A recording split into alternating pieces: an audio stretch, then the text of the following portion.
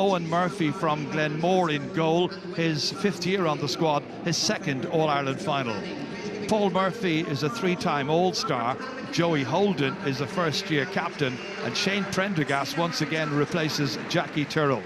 As in last year's final replay, Pádraig Walsh lines up alongside Kieran Joyce, man of the match on that occasion, and the equally gifted Killian Buckley at left half.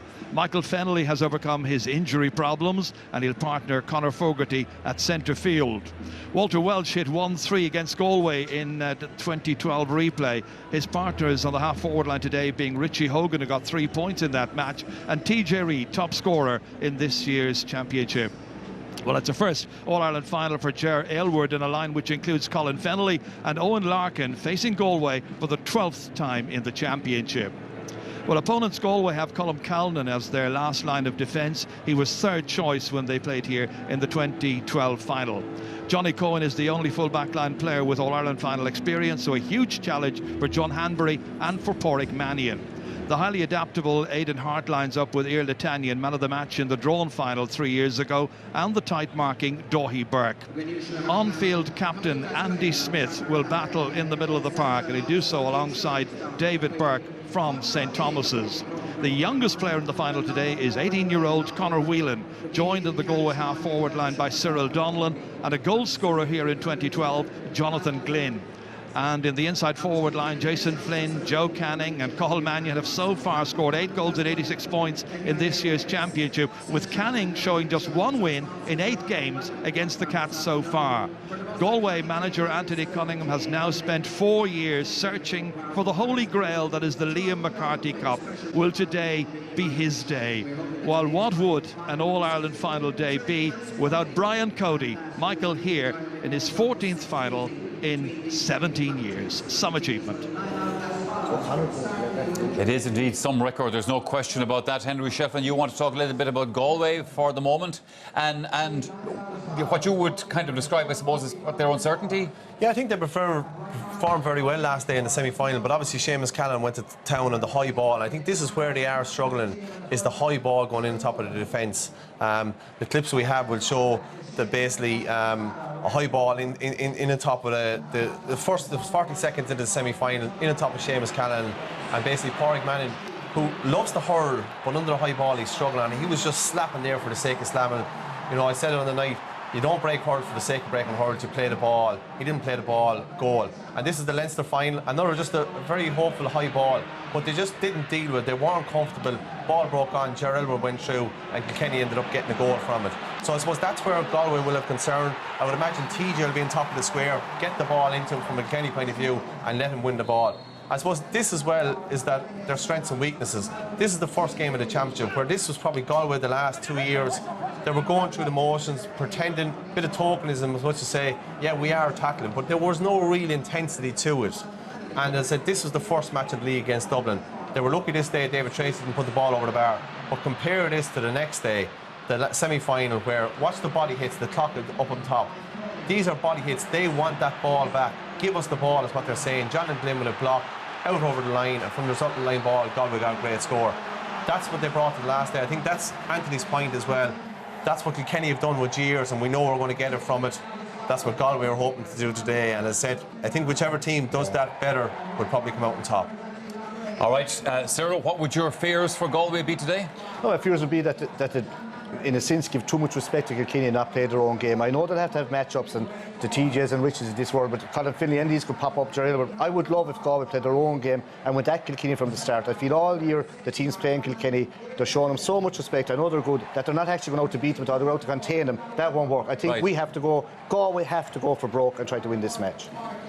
Yeah, there has to be a real defiance in their play, Michael. 27 years is too long for a county like Galway. Been producing great players. Like, they just have to say, this is our day, grasp it.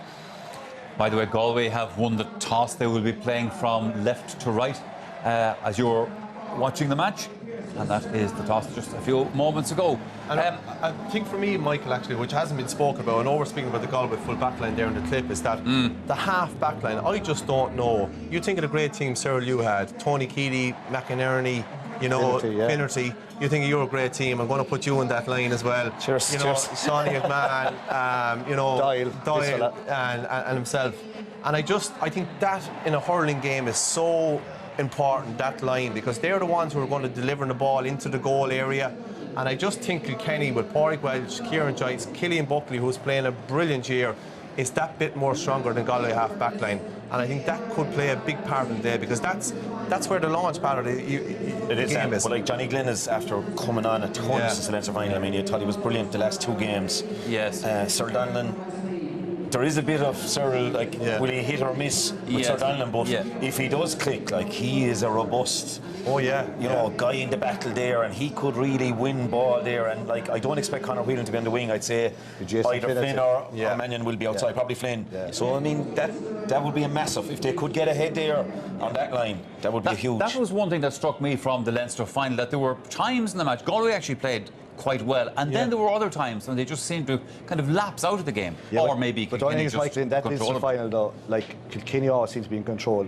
Galway's first touch was poor, and yet with about 7 minutes to go, Kilkenny were only 3 up. They're well on top out the field. If you said to me the goalies are there and you have 14 positions out the field, I would think Galway would be lucky if you said you won 3 of them, yet they were in the game. Kilkenny, but to me, like, Kilkenny always looked like, look, winning, and then they pulled away in the end. Galway have improved it once since that. Now, as Henry says, Kilkenny will have improved as well. The big thing is, if Galway are to win, they have to learn from that their first touch has to be right. They have to go at Kilkenny, and every player on the pitch and the few that comes on have to play out of their skins, because this is an unbelievable Kilkenny team again. Okay, they've rejuvenated. Like you had Eddie Kerr, then you had DJ Carey, then you had this for Henry.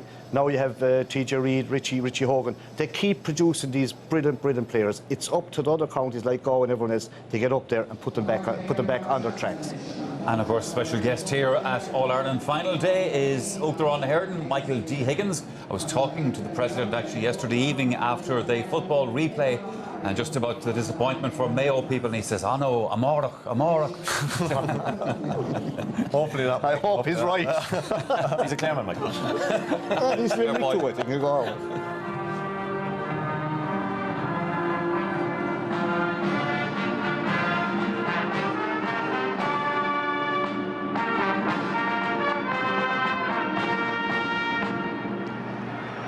And by curiosity, President Michael D. Higgins, introduced to the Galway hurlers twice, of course, in his first year as Uachtaráin, and that was in 2012. And now he is joined by Uachtaráin of Common Luke Lasquale, Egon O'Farrell, officiating at his first senior final. And first, it's Kilkenny's Joey Holden, captain this afternoon, a winner here on club final day in March. The Cats with an unblemished record in this year's championship. That's Shane Prendergast in place of Jackie Tyrrell. Pádraig Welch there, Kieran Joyce, Killian Brennan having a wonderful season, and then in the middle of the field, Michael Fennelly, Conor Fogarty, who's moved out from the corner-back position in recent years, big Walter Welch, 6'4", Richie Hogan in the centre, TJ Reid, that's Ger Aylward, first final for him, Colin Fennelly, hoping for a big one, and finally Owen Larkin there, and the management team looking on proudly. Big day for all concerned. Very special day also for 38-year-old James Owens of Askamore in Wexford. His linesman are Johnny Ryan, James McGrath, Owen Elliott, who is the sideline official. The umpires today, John Dunbar, John Clark, David Owens, who's the brother of the referee James, and finally Ian Plunkett, who's from Marshallstown in County Wexford. So a special day for all concerned there. Then Andy Smith coming across to have a word with the president. Galway's captain at the start of play, as David Collins is among the subs. It's their 7th game in the campaign. When they won it last in 1988, they played just 3 matches, and one of those was a quarter-final against London. The introductions there to Aidan Hart, and then Iarla Tanyan had a great game in the drawn 2012 final. David Burke from St Thomas's. The redhead there is Conor Whelan, youngest player in the final today, Cyril Donnellan, and the big man Jonathan Glenn. And Jason Flynn, Joe Canning, so much rests on his shoulders. President will special word for him. And Cathal Mannion finally. And that's the introductions completed there. The VIPs can now watch as the real stars of the show demonstrate their skills and their battle for supremacy in this, the 138th All-Ireland hurling final. It's now only minutes away. It is only minutes away, and time to get maybe the final thoughts from the panel here. This is the respect handshake between the two teams taking place in the moment, by the way. Henry, the question to you is, can Kilkenny win the All-Ireland without Henry Shefflin? Oh, they definitely can. They did it last year, but a lot of it. But you look, just first of all, say, wouldn't you just love to be in their position now? This is really where it's at. I think Kilkenny can win it. I think Kilkenny's scoring forwards, you know, we have our stars and TJ and Richie, but the so-called lesser lights, I think one of those four will step up today. I'm hoping my own colleague Colin Fennelly, I think he has a big game in him, and I just think there's a better spread of scores in that Kilkenny forwards to get them over the line. But I expect a titanic battle between ourselves and Galway like the last couple of games. This is always, Henry, an interesting time before the match, because around now things go very quiet in the stadium, and then they get into the parade, and then it begins to build up, and you can feel the atmosphere just suddenly surge. Yeah, and that's basically, and that's the magical moment. You have the moment at the end, hopefully, when you win. I love the parade. There was no one's going to score 2-2 off you on the parade. I could stay parading all day. But basically, at that moment in time, it's just about your own thoughts, and just all you want is to get a first touch and someone to pass the ball easy to you. Yeah. Just easy. From a free taker's point of view, there's nothing worse than getting a hard free to start the game. So I think both free takers will be looking for a nice, handy one about 25 yards out. Straight in front. Over we go, and away we go from there. I noticed, by the way, today that Cyril Farrell is wearing Kilkenny colours there. Is there a significance to this? No, it just happened. I have the Galway ones for tonight, Michael. I just celebrate. No, if I had the Galway ones on, they'd be given out that you're going for Galway. But look, it's going to be a great game. I just hope that Galway kind of go into it full battle and stay hurling, not to lose focus, because it can happen, you know. You can be so built up to kind of go in physically that you can lose your focus on the ball. And I expect if Galway get their game going, that look, they are underdogs, but Kilkenny are hot favourites, right? So I expect Galway to cause a shock here today. Anthony?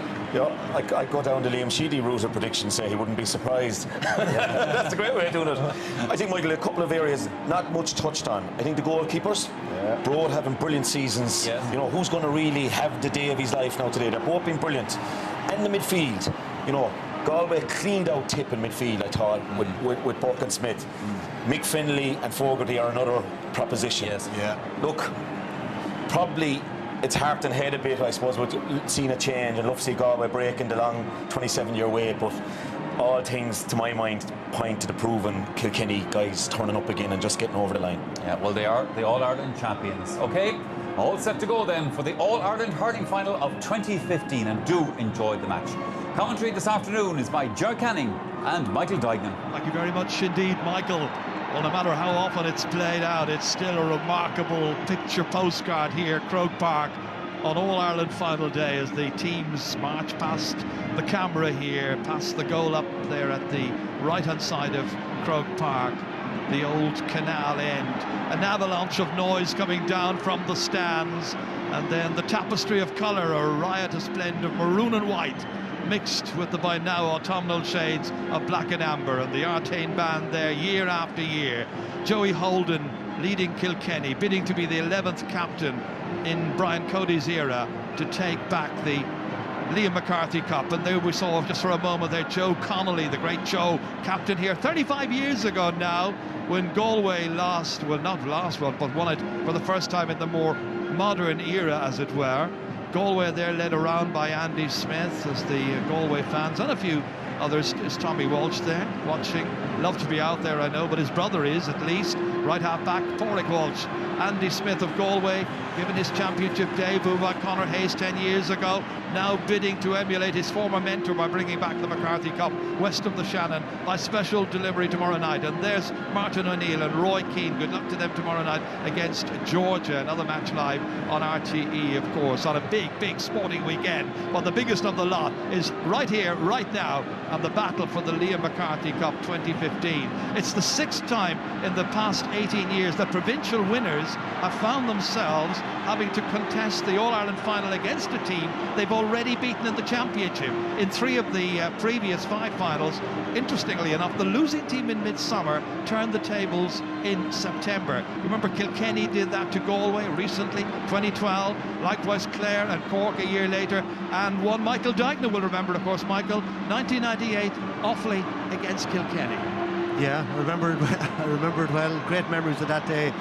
Kilkenny beat us in the Leinster final by 5 points, I think, and we came back and turned it around and beat them in the All-Ireland final. Look, every game takes on a life of its own. We say that every year. It's an absolutely wonderful atmosphere. Galway, people talk they have money. Look at the amount of Kilkenny players out there trying to win their, not their first one, but from 2008, the only man who started the start today is Owen Larkin. So that's an incredible turnaround in 7 years. It just shows you people think Kilkenny don't make a lot of changes, but they do, and they're just sending in a new player year in, year out. They're very settled looking, and look, Galway looking nice and relaxed. I was looking at them warming up there. They look well prepared. Anthony Cunningham looks very focused as well. So, I thought they'd be much more nervous looking in the build-up, but they're very focused. Been a huge, I was in Galway Thursday night, a massive build-up down there. And just very quickly, there's a young lady, Hazel Glynn in Mealy Airport, a great Galway and Mealy Airport supporter. She's not well. She'll be here today. She got bad news during the week, and I'd just like to wish her well. A neighbour of mine at home. Well, it's often been said that if you're going to beat Kilkenny in hurling, or Kerry in football, Kilkenny in hurling, then you have to be at your very best, the best you can possibly be on the Sunday afternoon in September when it all matters, and that cup in particular is there for the taking. Anything less simply won't do.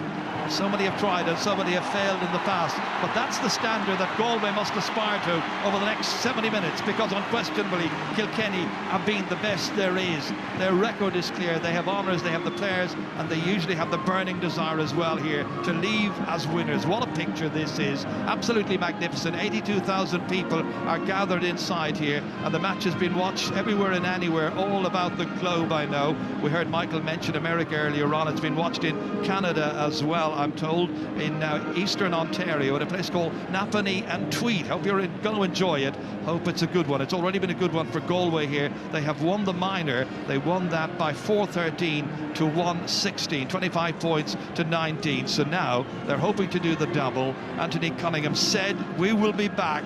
And I'm sure some of the players probably said, that's like a hostage to fortune, saying that. Well, he showed confidence, and that's very important. If you don't have a man on the sideline that believes you're going to win in All-Ireland, if you don't believe it yourself, it'll never happen. And he firmly believes it. I can't wait to see the matchups. What way is it going to go? Who's going to pick up who? We'll find out in the next few minutes. And it's going to be interesting to see just how Kilkenny switch things around. But before all of that, before the speculation gets really underway, we're going to pause, face the tricolour, for the playing of our own Avian.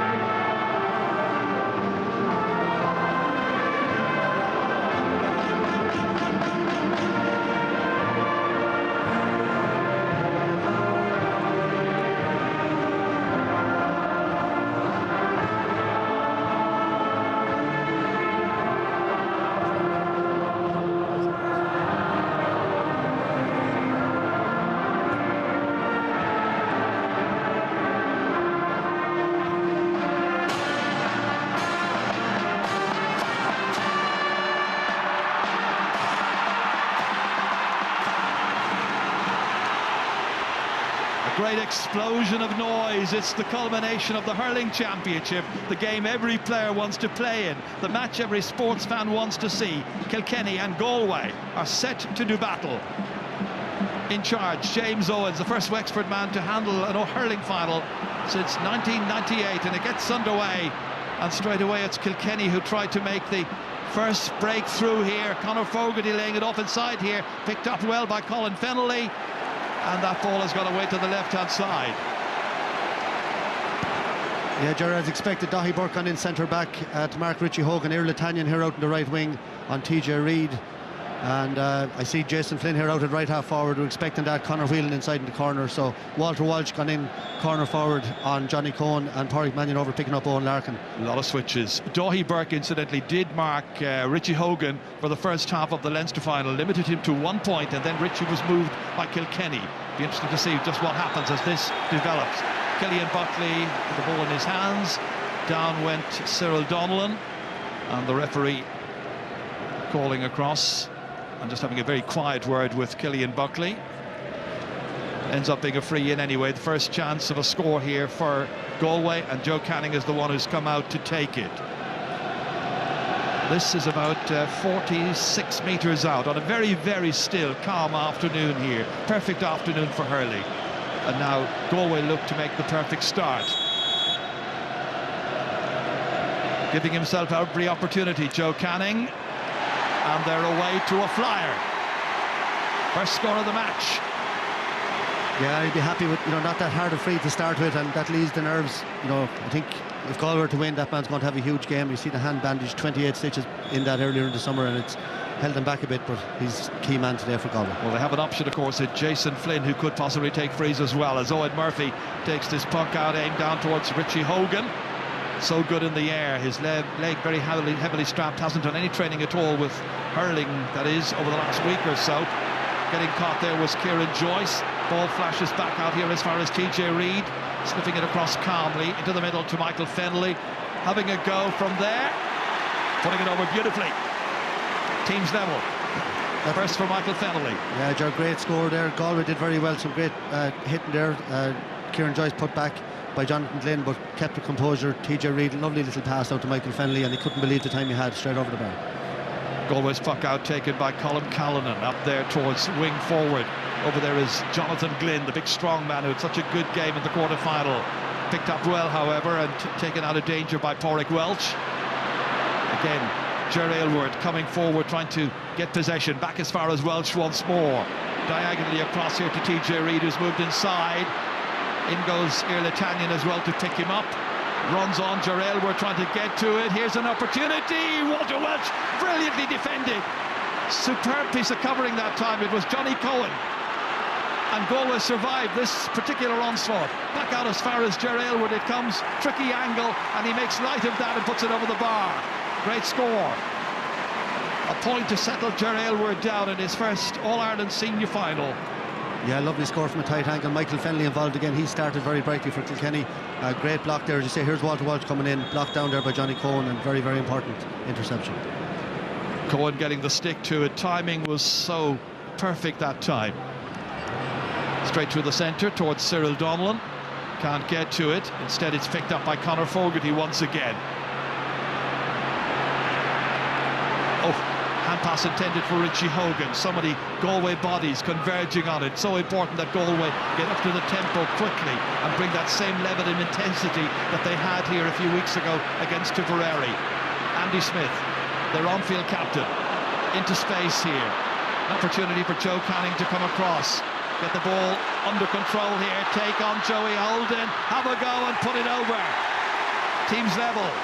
Joe Canning second. First to come from open play. 4 minutes are gone. Yeah, Jared, that score made by some brilliant tackling out the field by Galway.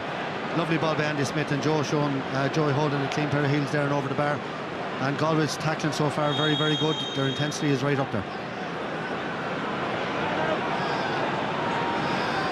Owen Murphy just taking his time before delivering this one into the half forwards.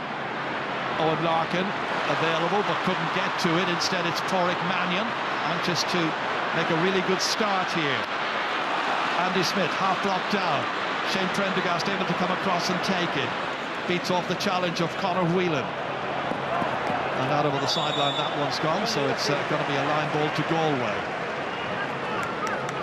Richie Hogan here, I was mentioning the fact that he has been in difficulty with injury. He's got a bad back as well, and having major problems trying to prepare himself adequately for the real challenge of an All-Ireland final. Not ideal. No, Jared, see his quad as well, heavily strapped, and I believe he hasn't trained in the last couple of weeks, so not the ideal preparation. David Burke here. Comes back once again to Jonathan Glynn. And Johnny takes off, slips it outside to his left-hand side. Aidan Hart, seen as an attacking force, but this one has gone to the left. A really good chance, one they should have availed of. Yeah, poor wide, but I think Aidan Hart, since he switched back from midfield to wing back, it's been huge in the development of this Galway team since the Cork game, and normally he'd tap that over.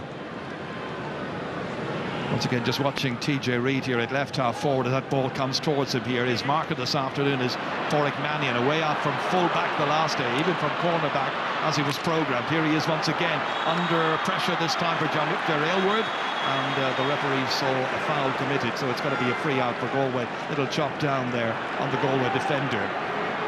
So we're free from about 45 metres out from the Galway goal.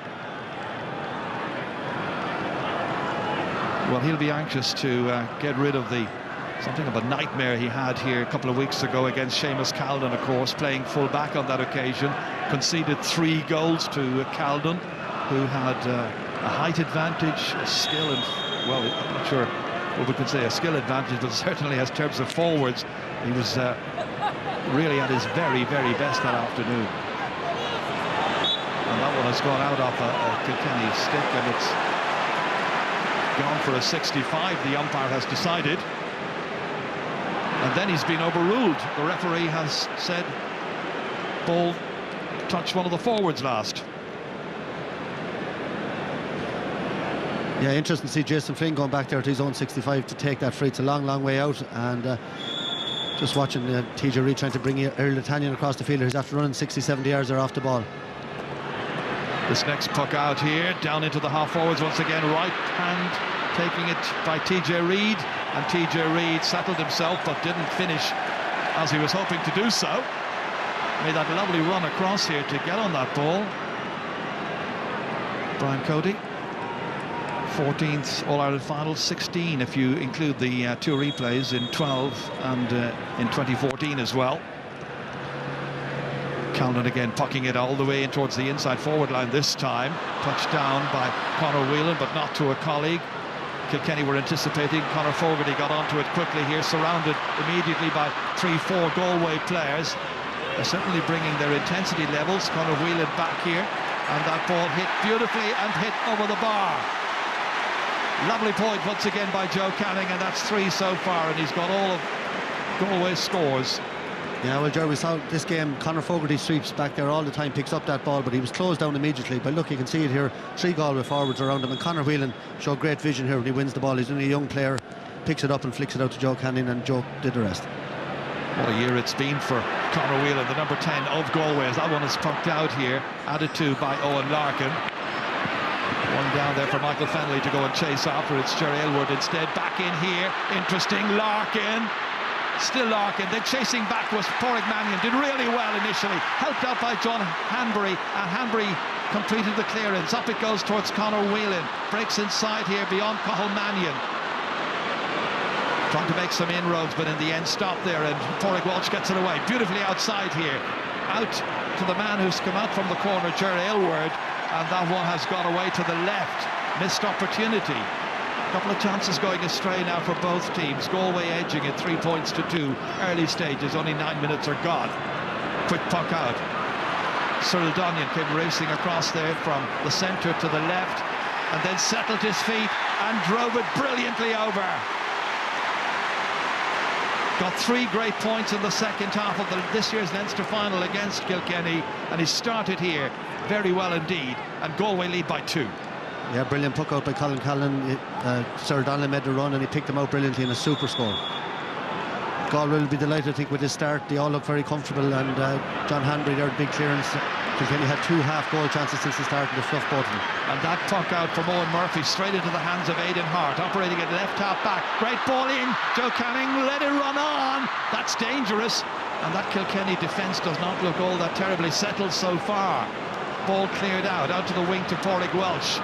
They've been under a lot of pressure, the Cats, so far. Now they can counter at the other end. Hanbury coming across, still in his first championship season. Little block down on that by Walter Welsh. They've moved him in there to full forward.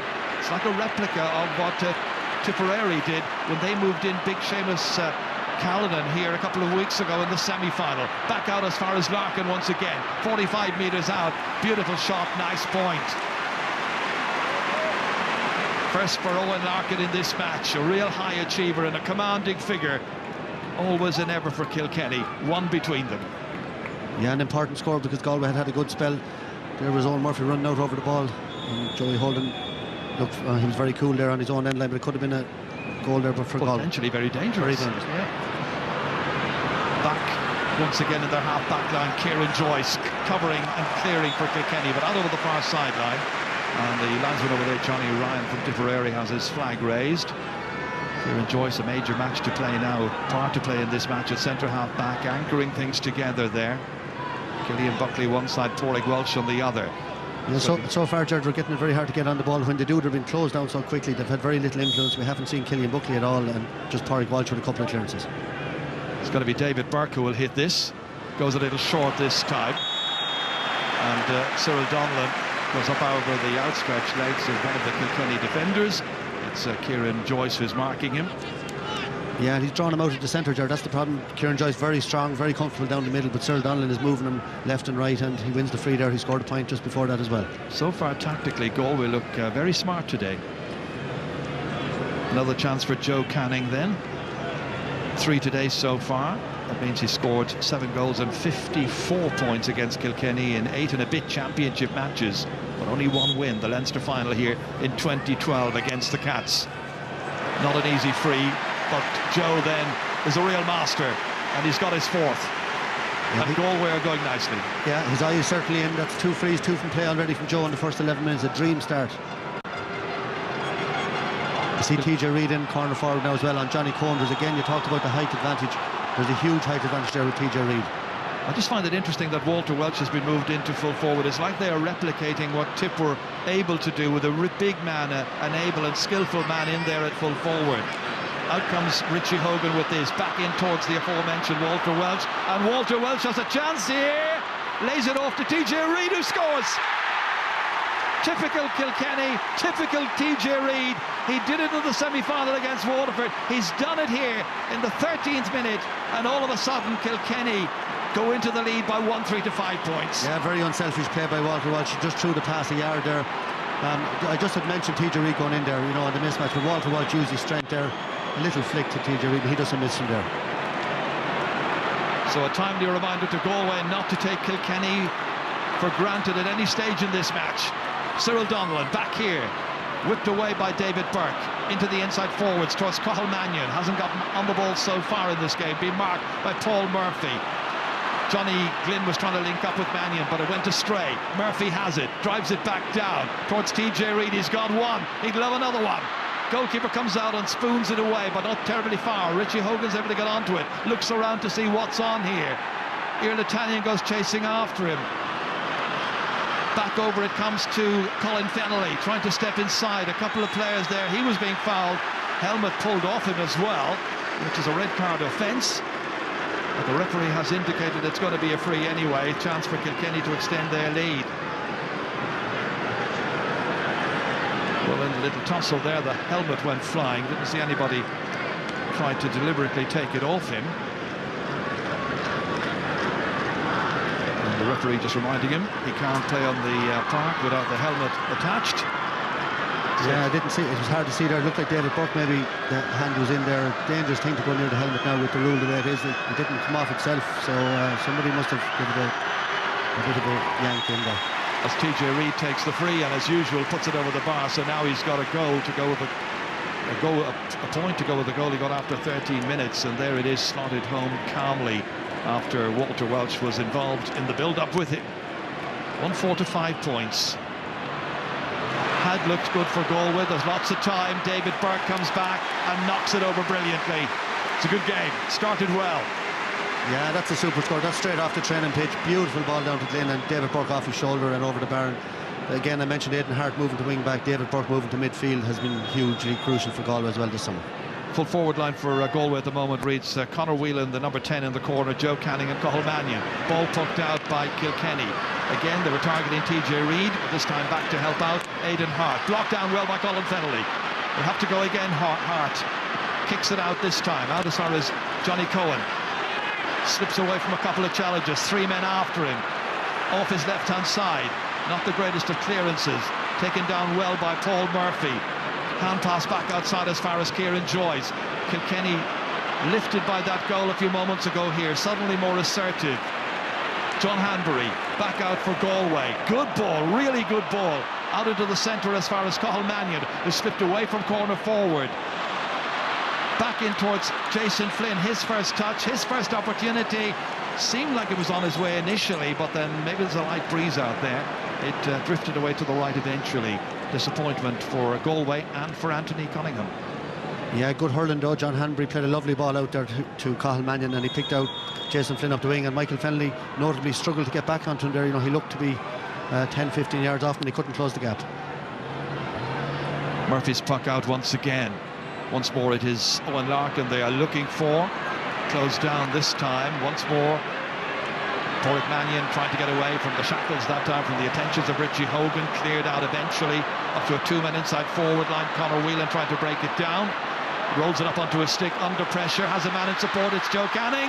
Eventually it's Shane Prendergast who seemed to commit a foul there, and the referee did blow his whistle, noticed that foul by Prendergast, and it's going to be a free in. Shane Prendergast, the 29-year-old from Clara, the guilty party this time. His dad, Paddy Prendergast, played in the 1987 final. He was the captain of Kilkenny that year when they lost to Galway. But Paddy has 3 All-Ireland medals in his collection. Shane hoping to win his first here this afternoon. Likewise, Conor Whelan there, the 18-year-old who was fouled. Yeah, Jared, definitely the Galway full forward line at the moment have the beating of the full Kilkenny full back line. Maybe the same down the other end, even though Galway look more comfortable than they did the last day. But inside, Conor Whelan, you know, he's very fast, and for a young player, he's shown great leadership so far. Well, 4 so far, now 5 points for Joe Canning. And the teams are level for the 3rd time in this game. 17 minutes are gone. Good contest. Yeah, Jaron, a good response by Galway. We saw it against Tipperary. Every time a goal went in, they came back into the game, and you see it again today. Sign of a team that's growing in confidence. It's a very positive thing to see. Owen Murphy switching it this time to right half forward. Colin Fennelly goes out, breaks it down to himself. Very gifted, very determined player. An unpredictable talent. Gets it in here. Michael Fennelly, his brother, went down. Then Ger Aylward. And then there was a foul committed just around the 20-metre line, and it hots up a little bit here. It's going to be a free in at the end of it all once James Owens, the referee from Wexford, has restored order. Thankfully, it doesn't really get out of hand. Colin Fennelly was causing the problems, laying it inside here to his older brother, who's Michael, the midfielder. And then tempers flare just a little bit. Finally, common sense restored. Referee had a quiet word with a player or two. No names taken, nothing like that. It's going to be a free in. TJ Reid will take it. Yeah, James Owens' first final, you know, so far firmly in control, very cool as well, and handled that well there. There was not much in that. He's moved it in now. Obviously, the talking continued. Well, it's a very central position, as you can see. He can go for this. Do you think he will? He could. Early in the game, isn't it? Well, Galway can ill afford to do this, to give opportunities to players like TJ Reid to crack a goal from this position here. With the team's level, will we just content in the first quarter of this match just to tap it over? Yes, he is. Goal and 2 rather for TJ Reid so far, and it's Kilkenny edging it by 1 again. Brian Cody with it's been reckoned an 82% championship record of success. That is some record for a man who's been at the helm since 1999. This today his 79th championship match in charge. Down on his hands and knees there is Cyril Donnellan, surrounded by Kilkenny players. They've lifted the tempo after an uncertain start. Joey Holden going down into the opposing half, inside the opposing 65. In the end, the ball handle on the ground. It's going to be a free for Galway, and once again it hots up a little bit. Nobody wants to yield an inch here. Yeah, he picked it up off the ground. That's what the referee had spotted. Yeah, great tackling again by Galway. The Kilkenny players aren't getting a second on the ball, and Joey Holden, he just lost control, and that was it. Here's interesting, Michael. They've brought Jason Flynn back out to take this. Obviously, we're talking about Joe Canning's hand injury as well. And Flynn is such an assured free taker normally. But this is inside his own 65-metre line. So we're talking about a distance of 85 metres. Can he make it? Yes, he can. It also gets him into the game in a scoring sense, and he's got his first point on the board, and the teams are level, and they're level for the 4th time. Yeah, he's the option for the long range ones. He scored a great one here against Tipperary as well, a very important one, and great to have that option. It leaves Joe in around the goals then if it drops short as well. Andy Smith has had to go off the field for a moment just to change his shorts. In the interest of decency, we're not going to show you that. Back out once again towards Killian Buckley. Stray ball going astray. David Burke able to pick it up, putting the pressure there on Shane Prendergast as Conor Whelan was looking at the ball, following the flight path, tumbled over. Prendergast able to get it away. Out here as far as Owen Larkin. Larkin going around 1, going around 2, and in the end the referee decides he takes too many steps, and Galway are in quickly anyway. And once once again, calm has had to be restored. There's a real tension about, isn't there? All of a certain needle there. Perhaps it comes from all those recent matches they've had, including the Leinster final, including Galway's great desire to win in All-Ireland. Absolutely, Jerry. Yeah, it's an All-Ireland final. You know, he broke the tackle there, and see Joe Canning out there. The tackling of the Galway forwards, I've talked about it a lot since the start of the game, and it's been a huge feature of their game since that Leinster final, the Cork game, the Tip game. The forwards is the first line of defence, and they're setting the example up there. 5 points so far for Joe, the 26-year-old from Portumna, who wasn't even born when Galway last won the All-Ireland. Long time ago, 27 years, 1988. That's what they're hoping to bridge this afternoon here at Croke Park. And they made a good start, and he's now got a 6th. 1-5 to 9 points. Galway by 1. Owen Murphy's puck out towards Richie Hogan. Hasn't really managed to greatly influence the match so far, and this time the referee's had too many steps taken.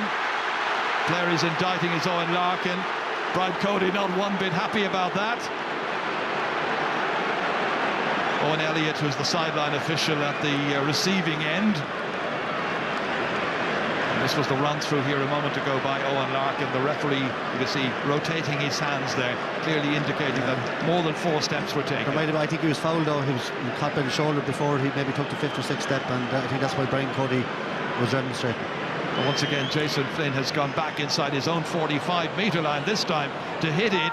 It would be an outrageous score if he can make it. It is an absolutely stunning, audacious shot that time by Flynn. Sure, that's an absolutely huge strike from Jason Flynn. He's having a brilliant year for Galway. He missed the Leinster final, he was injured, he came on, scored a great goal, and that's Galway are fired up for this, and they're really settling into the game and putting it up to Kilkenny now. Coming across here is David Burke, doing a lot of covering on the half-back line, even though he's wearing one of the midfield numbers, number 9. They get that ball up as far as Cathal Mannion. What a great year he's had so far. Remember the 3 goals he got against Dublin in the replayed Leinster Championship match. Back into Cyril Donlan, back out once more to Cathal Mannion. Dodges around a number of defenders, finally gets it back as far as Jason Flynn, hits it under pressure, and it's going to drop away to the left-hand side, and that becomes a 4th wide for Galway. Kilkenny with 3 so far. Aidan Hart has had to be replaced by David Collins, who is, of course, the team captain. That perhaps is an injury. He doesn't look injured. It's a big call early in the game. There hadn't been anything scored off by Colin Fennelly, I think. Whether it's tactically or not, he doesn't know. He's asking the question going off the field there, and I wouldn't blame him. It's early, and it wasn't obvious that there was an awful lot happening down his wing. He caught a couple of balls. Porrick Mannion getting this one away towards Cyril Donlan, taking on Paul Murphy. Donlan firing it from near the sideline, but away to the right, and a missed opportunity. Wasn't an easy shot. 1 so far for Cyril Donlan. Well, Galway having a period of dominance here. That's a couple of wides now. They're really, you know, when they're on top, they need to be taking those chances. So the first change has been made by one of the management teams, as that is Iarla Tannion taking it down from the clouds and blocked well by Owen Larkin. It's going to be a line ball for Galway. Great blocking by Owen Larkin today, playing in his 53rd championship match. Winner of 7 All-Ireland medals so far. Yeah, great catch there by Iarla Tannion. Normally, TJ Reid not beaten in the air. And the matchups, you'd have to say, working very well for Galway. You know, they're staying man-to-man as much as they can. They didn't bring Tannion back when TJ Reid went inside, but outside of that, John Hanbury's on Walter Welch, Porrick Mannion is on Jerry Aylward, Dahi Burke is on Richie Hogan, and most of them haven't been in the game so far. Tannion to hit this. Made a decent enough connection there, inside towards Jason Flynn. And it breaks kindly for him, tries to get away from Kieran Joyce.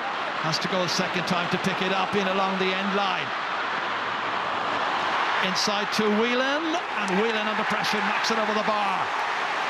Point for the young man, 18-year-old from Kinvara, a cousin of the late Niall Donoghue, who played here in 2012, and Shane O'Donnell, who got 3 goals in the Cork Clare match in 2013. He's got 1 here, and it's now 11 points to 1-5.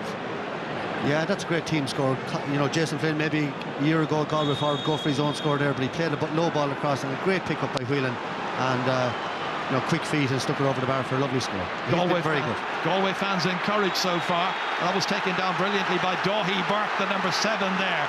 What a great catch that was. He's hoping today to win his second All-Ireland medal of the year. He was here with Corofin footballers in the club final on St Patrick's Day. Played brilliantly at midfield against Slough-Neil from Derry that afternoon. Today in the colours of Galway hurlers and playing centre-half back, really, as it were, for Anthony Cunningham's team. Doing a good man-marking job. Once again, it's Jason Flynn who's come. The last one was around his own 45-metre line. Joe Canning with a problem or two here. And the physio, Dave Hanley, in to attend to him. Once again, Jason Flynn striking it immaculately. He's got 3. His free taking has been a feature of the first half. Yeah, and Kilkenny's lack of discipline, Gerard, that's 7 frees now that Galway have scored in the first 27 minutes. On the other hand, TJ Reid has only scored 2 frees, and that's 5 points, and there's 4 points in the game. And without that TJ Reid goal, you'd wonder where Kilkenny would be at this stage. It's been an important score for them. It keeps them in touch, 4 behind. Once again, Galway come out with it, and a first touch for David Collins then, hoping that he would be picking up the Liam McCarthy. Got brilliantly done by Jonathan Glynn. Glynn, who scored against Cork. Well, that one was touched by the defenders, and in the end it is Joey Holden under pressure, gets it out really well as far as pouring. Well, just for a moment there I thought Jonathan Glynn was going to get another goal in the championship for Galway, just as he did in the quarter-final. Dáithí Burke back out, John Hanbury firing it across diagonally, once again over there towards Conor Whelan. Marking him is Shane Prendergast. Prendergast leaves it behind. Whelan's causing a problem. Whelan has it. Killian Buckley in there to try and win it back, and in the end Buckley does get possession and clears it away from his own end line. Andy Smith rising up for it here, but brilliantly collecting it is Owen Larkin. Back as far as Kieran Joyce, the centre-half back, all the way down towards TJ Reid. Pressure on the Galway defence this time with Colin Fennelly there lurking. TJ Reid once again coming in. Johnny Cohen trying to get possession. David Collins in the thick of it there, the number 22, who has replaced Aidan Hart. And the referee is going to go in there and probably throw that ball up. It's 10 minutes now since Kilkenny have scored in this contest, so real cause for concern for them. That flies back out there, away off the stick of Porrick Mannion, and breaks further kindly for Andy Smith. Smith, not a very good ball. There are too many Kilkenny players there waiting for it, and one of them is Paul Murphy, almost striding out, put under pressure by Joe Canning. Very good pressure. That ball should have been cleared and wasn't. Jonathan Glynn gets it back. David Burke sizing up the angle, having a go at it, and putting it unerringly. Oh, he's not. He's put it left. The Galway crowd were on their feet. From this angle here, it seemed like he might have put it over. Not so. 6 wide instead. Jared, Galway are all over Kilkenny. I know I'm stating the obvious here, but you know there's only 4 points in it. There should be 7-8 points in it. Galway have missed a few chances. I'd say Kilkenny can't believe they're only 4 points behind, and really Galway, if they're going to win this, they need to make the most of this dominant period, because you expect Kilkenny will come back into it. Here's Richie Hogan. They need a big performance from him. He's got 1. That's 1 back. Well, if he can get going, if Walter Welsh can get more into the match, they need Ger Aylward as well, and Colin Fennelly to be contributing a little bit more. 12 points to 1-6, 3 points the margin. As you can see, 5 minutes to go to half-time. That one straight through the centre there towards Jonathan Glynn, breaks down, but only to Killian Buckley. Towards Aylward. Galway's defenders are sharp, they're incisive, getting the stick in there, working with one another. Not the greatest of clearances. Walter Welch, man of the match against Galway in the replay when he got 1-3 here 3 years ago. Easy one for Calvin. Back out from the goalkeeper to David Burke. All the way down along the line as far as Cyril Donlan. Races across, missed the last one, scored an earlier one. And the referee again has decided he took too many steps, and the referee has been very insistent on implementing that rule to the letter of the law this afternoon. So far, James Owen's doing a good job.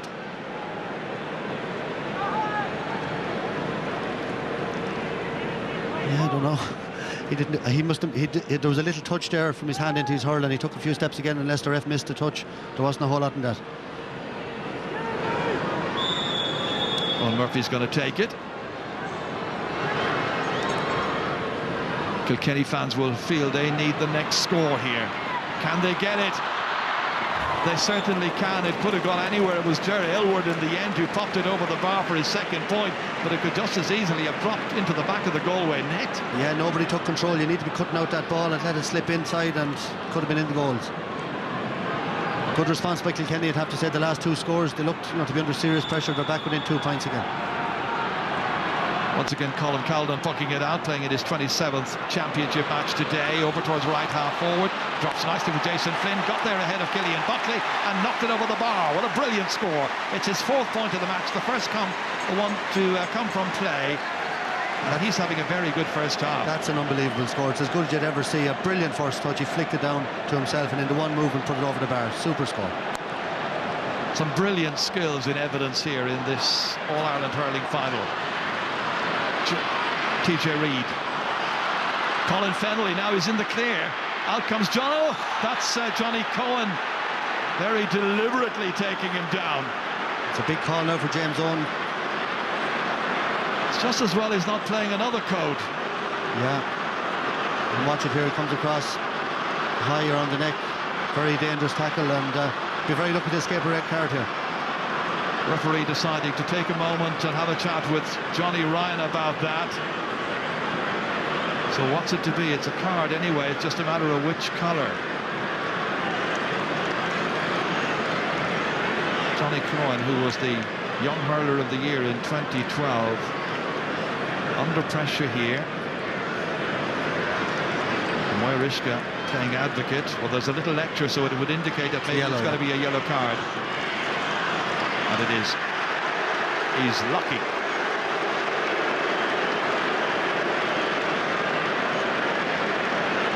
It's the first yellow card of the match. And that was a neck-high challenge. Well, look, Jared, he's lucky, but to me it is a red card. I have to say, very, very dangerous tackle, high into the head, neck area. Could have caused serious injury. I know it won't be popular for saying it, but I think that should have been a red. TJ Reid's going to take the resultant free from just outside the 20-metre line. He's got 1-2. And he's now got 1-3. Yeah, Kilkenny crowd very subdued, hardly a whimper out of them when that went over the bar, and Brian Cody trying to drive them on now from the sideline. Should be pointed out, Michael, that around Croke Park today, just judging by the splash of colour, I would think Galway are outnumbering Kilkenny by about 3-1. 3-1. Then bear in mind, Kilkenny has only got a population of 80,000, so they've achieved way above their numbers over the years, overachieved in many respects. The greatest hurling county. David Burke getting it back here, taking it David Collins, and there to look at this and to watch where it lands, and lands over the bar is the great man himself, Joe Canning, who's now got 7th. Further emphasising Galway's very sturdy position in this match as we approach half-time, and they lead by 14 points to 1-8, 14 points to 11. Back come Kilkenny from the puck out here. Alter Welch, who hasn't really got into the game so far, hefty shoulder there, and Andy Smith. Jerry Aylward and Smith shaping up to one another for a moment there. Pressure now is on Paul Murphy. Smith onto his midfield partner David Burke, in as far as Joe Canning, who once again comes drifting out towards the middle of the park, trying to leave a few gaps inside. Conor Whelan is playing this match as if he's an old veteran, and that's another beauty. No, it's not. The Galway crowd again behind the goal, deceiving us somewhat. They were convinced it was gone over. Joe's convinced it was gone over. He wants Hawkeye to intervene. Well, we have Hawkeye. Why not use it? If Joe is that adamant, I think they should have a look at it. It's an All-Ireland final. That's why the technology was brought in. Just listen to the crowd here. They certainly feel that one was a point. 1 minute of additional time is going to be played. Irlatanian went up one-handed here, didn't make it. Went off a Kilkenny man, so it's going to be a Galway sideline ball. And Jerry, I think what we're seeing to great effect again from the Galway forwards today is the rotation. Joe is out centre forward now for the last 6 or 7 minutes. He scored a point, could have had another one there. Cathal Mannion's gone in the corner. Cyril Donlan a full forward. They're making different moves, different changes, confusing the Kilkenny backs. They don't know who they're picking up. Well, Galway have certainly had the better of things in the opening half, no question or doubt about that.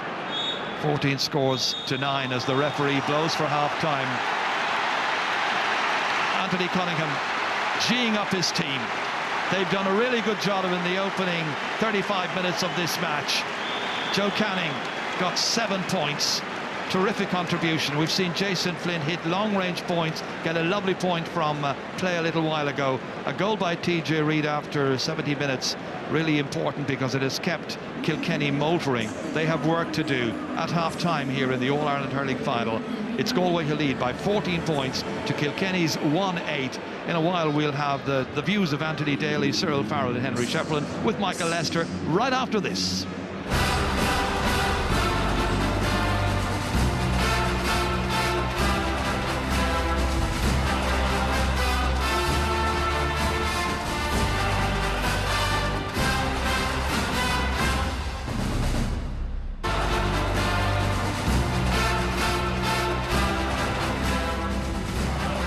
We have reached half-time in the All-Ireland Hurling Final of 2015. And Galway leading Kilkenny by 14 points to 1 goal and 8 points. There is a check on that scorecard from the first half. Just the 1 goal, as I said, scored in the match. And that was picked up by, guess who? TJ Reid. Well, I'm sure our panel have been enjoying that so far. Henry, Anthony and Cyril here with us. Henry, you nervous yet? I don't know if I'm enjoying it, to be honest, Michael. No, I think Galway have been the better team. There's no doubt about it. I think it was cagey enough the first 15 minutes. Kilkenny were probably that bit better, got the goal at that stage. And after that, Galway have been on top. Without TJ's goal, you know, they would be further ahead. But that's Kilkenny for you. Yes. It's the same against Waterford last day. TJ's goal in the first half kept us in it. I think in the first half, from a Kilkenny point of view, the forwards were doing a lot of movement around, but no one was kind of in their position. And I just felt they weren't getting the breaks. I think the puckouts, Kilkenny won 9 from 21 puckouts, while Galway won 6 from their 12 puckouts. So I think that's something Brian will be focused on. I think he will go out in the second half, set the forwards up. You'll be playing your 6 positions, stay there, win your own ball now, and that's what he's been in. But overall, I think Galway have been the better team. There's no doubt about it in the first half. Yeah, I'd be very happy for Galway. They've gone at them. The big thing now, Michael, is at half-time. Like, Kilkenny are only 3 points down. There could be more. They're still in the game. Galway are looking at that 15 men on the field. Johnny Cohen's very lucky to be left on. That should be red card most days. But the big thing is they have to come out the second half and they have to drive on again. They have to drive on. Because if they fall back at all, every time the ball goes in high, I'm sitting here with Henry and Anthony here. Every time it goes in high into the Galway area, God, this pandemonium. There's always, you think there's going to be a goal coming the whole time. Yeah. Now, Jason Flynn and these guys, they struck bombardments of free smokes at the field, Joe Cannon back and so on. But all that is done even by one flick. Like, you know, that ball could have been cleared where Kilkenny got the goal. Galway have to drive on, and the high ball the whole time is still giving me heart attacks. I just hope that we're able to sustain to keep it out, because the goal looks like coming the whole time every time Kilkenny let it in high. Well, a goal did come, Anthony. This one came to Kilkenny and TJ Reid. Yeah, and I suppose no better man, and probably not having maybe the greatest game by TJ's standards, but of course he is absolutely lethal with the chance. But really, it should have been defended a bit better. John Hanbury, maybe, you know, when you're a young lad, you're being coached to get low for these balls. You know, it's in over the top, get low, flick it to the side. Walter does very well, to be fair to him. Gets his hurley around him, picks out TJ, and if you're trying to coach young fellas as well, to finish low to the corner, don't go for the blaster, and look, he nearly places the ball away. Yeah, I think there was 2 things. John Hanbury should have killed the ball basically from a full back. Just kill it, just get your body over or something. But I think Walter had a chance before that where we went for a goal and it was knocked off him. I think this time Walter made a decision. I give it to the man, the better position, and no better man than TJ. And they lost him on the run back. They lost him. You've got to track Reid all the way. Yeah. He's the real danger man. Henry, you've been looking at the Galway puck-out strategy. Yeah, I mentioned puck-outs earlier on, and Galway have done very well. Colm Callan has been brilliant in the goal, but his puck-outs, look at this. Sir Donald peeled off Paul Murphy, I think, and straight into his hand. And it gives the defender, Sir Donald ran 40 yards for that ball, but Colm Callan put it in the right place. And this is something that brought to the party this year. Jonathan Glynn just puck it down on top of me, give it to me here. David Burke off his shoulder over the bar. And I suppose we saved the best wine to last. This was just unbelievable score from Jason Flynn, to be honest. This is what, you know, the new Galway have, is this wrist. Just unbelievable flick down. Killian Buckley, I'd say, couldn't believe that he was after getting the shot away. Jason Flynn had missed a chance earlier on. We were wondering, he's had a bad start. Next thing he goes down the field and hits a free over from 100 yards, and he's taking great confidence. They built his confidence. Like, that's what really, you know, he had a couple of wides. the long-range frees built his confidence in it, like the hands to do that in a All-Ireland final. That's incredible. Galway picked up a yellow card in that first half, Cyril. A lot of people around us here in the boxes thinking that might have been a red card. Well, 9 times out of 10, and this is the ball again, the high ball down. Every time it comes in high, it's dangerous. This is the ball flick, look, a little flick inside. No one picks up Colin Finlay. Now Johnny Coleman comes like a train, and if we're like hurl around the neck, it's a dangerous high tackle. I think everyone thinks like Colin Finlay is coming through like that. That is a red card, Michael. There's no thinking about it. Johnny Coleman is very unlucky. There's no thinking about it. Well, yeah, I call it a red card. Yeah, absolutely. But like the referee didn't call it. And Galway are lucky that they have 15 players on the field because Johnny Coleman will be a very big loss. He's on the yellow now, but Michael, every time it goes in high in the breaking ball, the first time TG got a run for the goal, like on the blind side, again there Colin Finlay got inside, no one tracking him back. He had a clear path to go. Johnny had to come, but like he's very lucky to be left on the field. Well, He is. I All right, think time for us to head to a break here on the programme. Can Galway do it? Who will be the hurling champions of 2015, the second half, after these?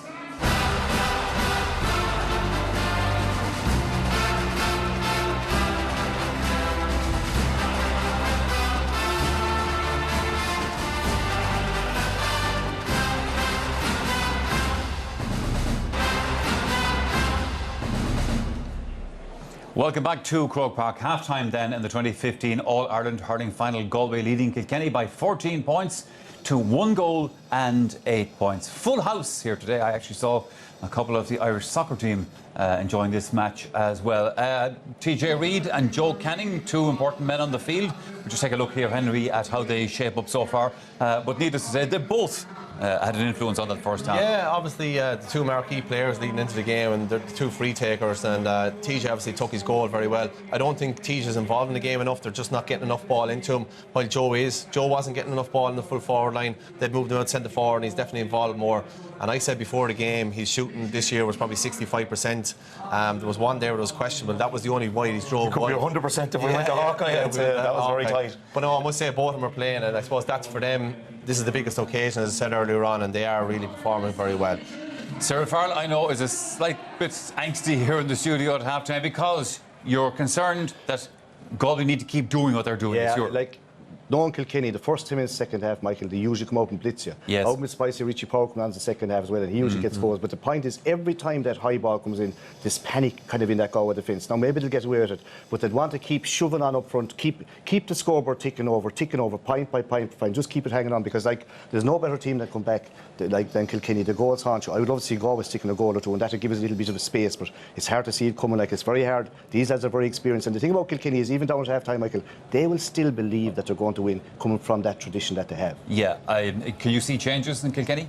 Yeah, I think Richie Power, now Brian is never one for just rash decisions. I think he'll give the boys another opportunity, to be fair, to get into it. I think he will settle in. I think Michael Fennelly has been good in the first half. I think Richie Hogan obviously hasn't been in the game. First ball he struck really was in 30-minute point, but straight over the black spot. I think we need to get more of Richie in the game, and I think it's just the lads need to just settle into their positions, get the ball down and start winning some of the harder ball. The breaks, Pádraig Mannion, who we questioned the last day, had a very bad day, has won an awful lot of breaks for Galway, and I think that's where Kilkenny need to. If I was in the forward division, we have to start winning those breaks, and that's what I'm hoping for in the second half. It's one of those games, Anthony. It's great stuff and it's very exciting, but it's kind of you're watching it and you're struggling to see a pattern. You know. Yeah, it's frantic stuff. Yes, shapeless in some ways, Michael. It would be the word I'd use. And I'm surprised at Kilkenny. It's very much been played on Galway's terms so far, but there's you saw. Aidan Hart was removed, there was no sentiment, just there's no ruthlessness about Galway that I've sensed. And again, when Kilkenny got the goal, like against the Tipperary match, up the field and levelled the match and went ahead again and drove on. And I think, it's there for them if they really want it. Time for us to head back to the commentary box to Ger Canning and Michael Dykeman. Second half underway, no changes made by either managers at the start of the second half. One change, of course, made in the first half. David Collins coming on for Aidan Hart for Galway. And Galway with Cyril Donnellan here, attracting 3 Kilkenny players to him. Now let's see who can pick up the intensity levels immediately here, because it's got to be important. As Cyril Farrell was mentioning, the opening 10 minutes usually means a 10-minute spell in which Kilkenny will try to dominate, and Galway are prepared for that, or are they? TJ Reid selling a dummy there with a possible hand pass. Inside it goes towards Colin Fennelly. Fennelly again with 3 or 4 defenders around him, and John Hanbury is one of those. John Hanbury, old style full back play, gets it out here down towards Cyril Donnellan. Once again, covering beautifully back there is Shane Prendergast. Out as far as Pádraig Welsh it comes. Here's Pádraig Mannion at a very, very good first half to his brother Cahill. And the Mannions combine. Can't produce a score, however. Drops short. Owen Murphy begins the counter-offensive for Kilkenny. Onto the 45-metre line. And again, minding that line with great vigilance is Irletanian. It's like Kilkenny have extra players back there. One of them is Paul Murphy, fumbled, and that might allow Cyril Donlan to come in here.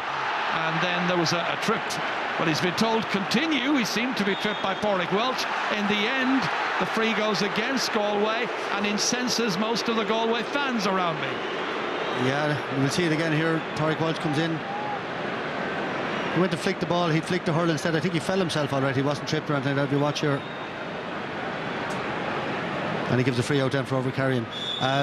Look, again, the second half, Ger, started the very same as the first half. Kilkenny, look at this. Miss-hit.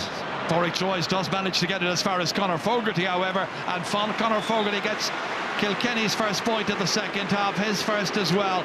Very important contribution, and the Galway fans still booing the award of that free against their team. But a feature of the first half, Ger, was that Kilkenny not as dominant in the air as they normally are. The Galway backs obviously worked very hard on it since the tip match. They're breaking a lot of the ball, and Pádraig Mannion in particular picking up an awful lot of ball in the Galway, around the Galway half-back line. Brian Cody geeing up his team. There's not much need to do that. Michael Fennelly once again getting it back here to Richie Hogan, trying to work himself more into the game for the second half. Back once again to Fennelly. The big man leaves this one inside here. It runs beyond Jerry Aylward. There's work to do for Colin Fennelly to try and get to it. And won back once more by John Hanbury. Good play by Hanbury, and Hanbury turned back towards the crowd and G'd up the crowd. There was hardly any need to do that. Yeah, he won it very well. He's having a much bigger influence on the game, having a very good game today, but he didn't look up at all there with his clearance straight out over the sideline. This is going to be taken by Pádraig Welsh. Player has played at wing back, midfield, wing forward in each of his last 3 championship matches against Galway, reminiscent of his brother Tommy, who's watching on. That sails over the head of Daithí Burke here. He might need help from Irletanian, and they still can't get it away. Burke comes in here. The challenge, however, is deemed to be an illegal one on Jerry Aylward. Chopping down onto the stick rather than trying to get the ball away.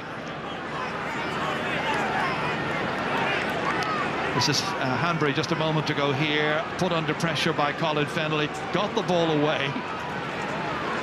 Yeah, good discipline. I think that's a very hard yellow card. You know, I know he was a little bit high, but he was only a little flick away, and it's a yellow card. And well, you compare that with the misdemeanor of Johnny Cohen earlier on. They're both yellow cards. Yeah, well, Johnny Cohen should have gone. I think most people agree on that one. Think so. TJ Reid hitting this free and hitting it straight over. That's a goal and 4 points now for TJ Reid. And Jerry, we saw this last year in the final at half-time, just talking to a few lads. Last year they all thought Tip were going to kick on. This year they're all saying Galway. And I was just reminding them, you know, Kilkenny have this habit of coming out and starting the second half very well and taking over the game. They're not the brilliant Cats for nothing. That's down there by Cyril Donlan, looking for somebody to come onto it. That somebody was David Burke. Hit across as far as Cahill Mannion. Andy Smith there in the thick of that with the white helmet, number 8 for Galway, but won again by a man with a white helmet. That's Pádraig Welsh. Good clearance under pressure, somehow managed to get it away towards Owen Larkin. They wait for it to come out. TJ Reid picked it up, then showed awareness down towards Colin Fennelly, brings John Hanbury out of position, the fullback. Now he's under pressure. Fennelly bouncing it on the ground before trying to set something up, looking for an option here. Hasn't too many options. Held up really well by Hanbury and by Pádraig Mannion. 2 young, inexperienced defenders, and in the end it goes out over the end line here.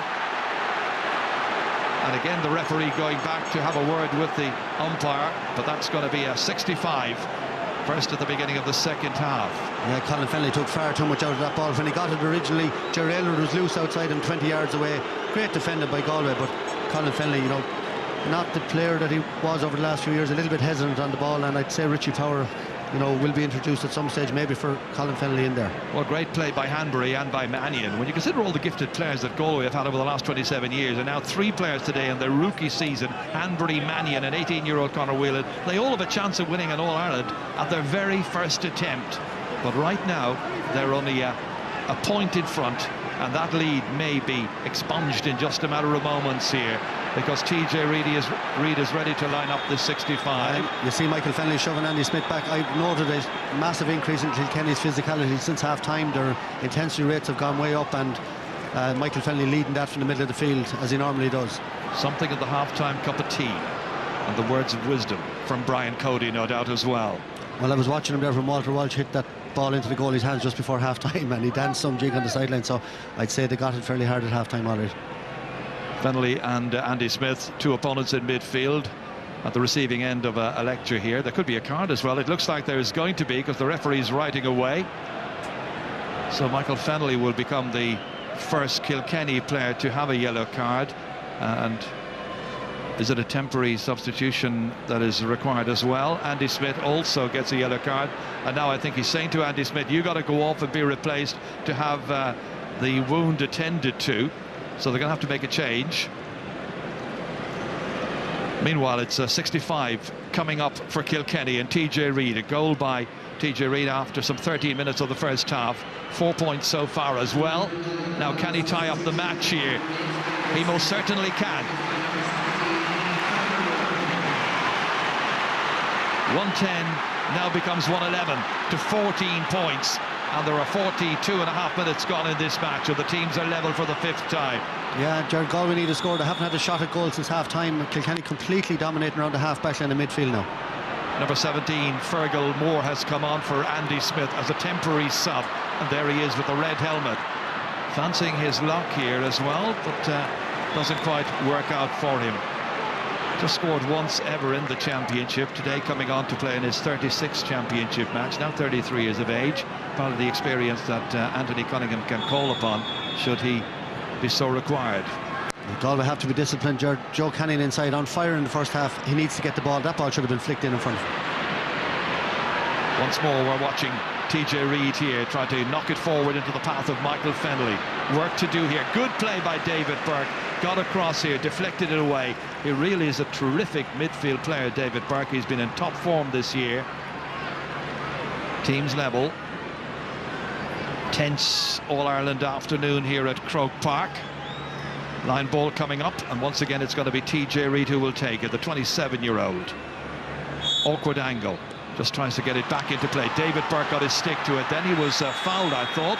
And the referee has blown his whistle this time, and it is going to be a free out for Galway.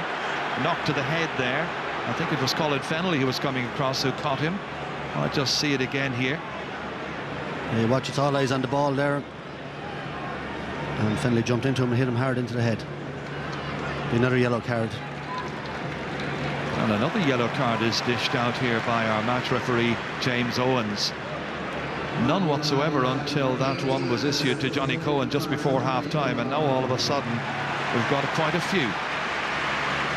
And Fergal Moore has now left the field and been replaced once again by Andy Smith. Andy Smith's a vital part of this Galway team. They dominated the first half. Opening minutes of the second half, it's been very much Kilkenny. Now let's see where this game is going to go. Great catch by Jonathan Glynn, blocked down. Again, they try to make some inroads here, and Kilkenny's then surround them.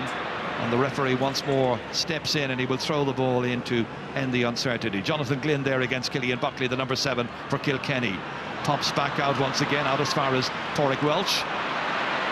Poor loose ball, however, straight to David Collins. David Collins, who scored against Kilkenny in the Leinster final in 2012. They won that day. He'd love to be there lifting the cup at the end of this. He's got a point here. And Galway shoot back in front again by 15 points to 111. Yeah, that's a great score by the captain, David Collins. Andy Smith, captain on the day when he's not playing, but inspirational score, but a very poor clearance again. You see a great hook there by Killian Buckley on Jonathan Glynn, but Pádraig Walsh never looked up there and hit it straight down to David Collins. A major spur that time for David Collins and for Galway, but the response is from Richie Hogan. Inevitably, what a player he is. He may be injured, but he's playing to the very best of his ability out there. and a second for him from the sublime hurling artist. Created space for himself, finished brilliantly. He did, Jerry. He had a lot of work to do with a few options, but he had the confidence to take it on himself. And I think they'll need a big second half from Richie Hogan, Kilkenny, if they're going to go on and win it. Again, Michael Fennelly here tries to get it back as far as TJ Reid, succeeds in that.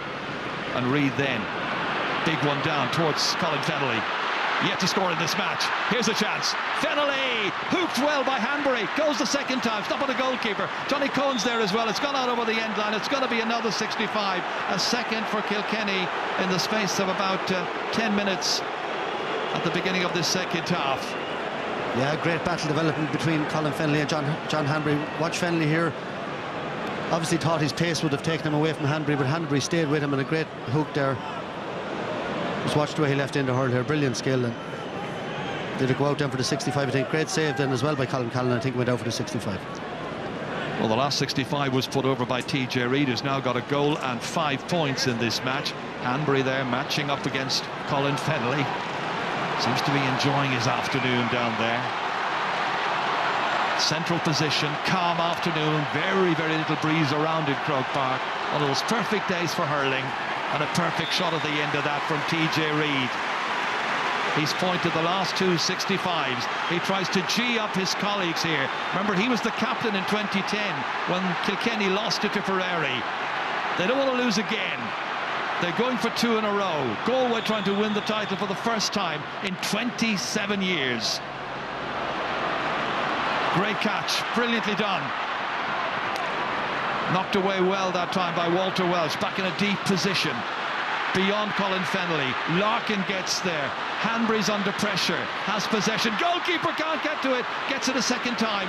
Dangerous moment for Galway. Flicked away by Colin Callan eventually, somewhat indiscriminately. Comes to Owen Larkin.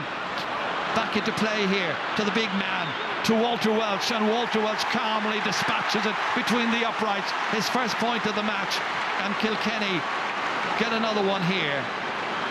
And it's Kilkenny 114, that's 17 points to Galway's 15, and no doubt about it, Kilkenny have been the better team in the second half. Yeah, Jaron, that switch, Walter Welsh came out to right half forward at half time. He's playing very deep. You saw him catching that puck out, played the ball in, then followed it in and got to score. Great catch there by Johnny Glynn again now.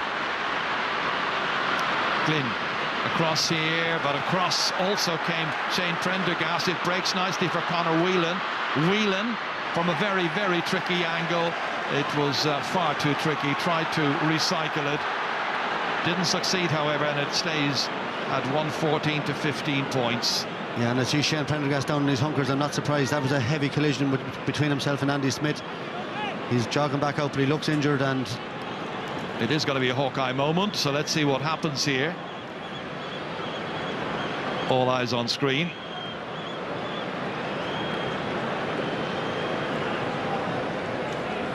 Ooh, that was some effort. What a point. Conor Whelan's effort, stunning. Well, Jared, that shows you the one before half-time from Joe Canning. You know, the technology is there, it has to be used. Conor Whelan poked it in the air that time. It was a 50-50 ball. Some days it'd be given and it wouldn't be. With Hawkeye, that takes that doubt out of it, and it should have been used in the first half as well. Well, in fairness to the officials in Hawkeye, they are looking at this the whole time, and they have a very good idea themselves if the ball has gone wide, and they don't necessarily communicate with the referee if they think it's unnecessary. Okay. That's my reading of it anyway, Michael. This is going to be a free.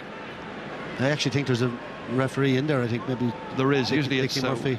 Well, Dickie could be there. Yeah. Willie Barrett there as well. Yeah. Watch here, TJ Reid, and I think Andy Smith just held his ground there, and that's a soft free now for TJ Reid. TJ will be happy to avail of it. Andy Smith has to go off again now. This obviously has a blood injury, and Kilkenny with 6 points so far in the second half. Galway with just 2. I see a big change in the style of the referee. You mentioned it there. In the first half, he seemed to be letting everything go, and since half-time, he's pulled for everything. He's given yellow cards. He's given a lot of softish frees, whereas they were getting, you know, they weren't being pulled in the first half an hour, certainly. What's this the gamble you take when you're the referee of a major match and there's no more major match than the All-Ireland final? Do you let it flow, do you let the game develop a pattern of its own, or do you come in with cards immediately? Well, I think the incident with Johnny Cole certainly will have rattled the ref. Nobody wanted to send off a player in an Ireland final. It was a big call, and he made the decision not to do it, and I think maybe that has, you know, rattled him since then. TJ Reid lining this up as Greg Lally is on as a temporary sub on this occasion, and he's missed none of his frees. Flawless as usual, TJ Reid, and now he's got a goal and 7. And ominous for Galway. Kilkenny have really begun to dig in this second half now and really mean business. Andy Smith's back in once again, and off goes Greg Lally.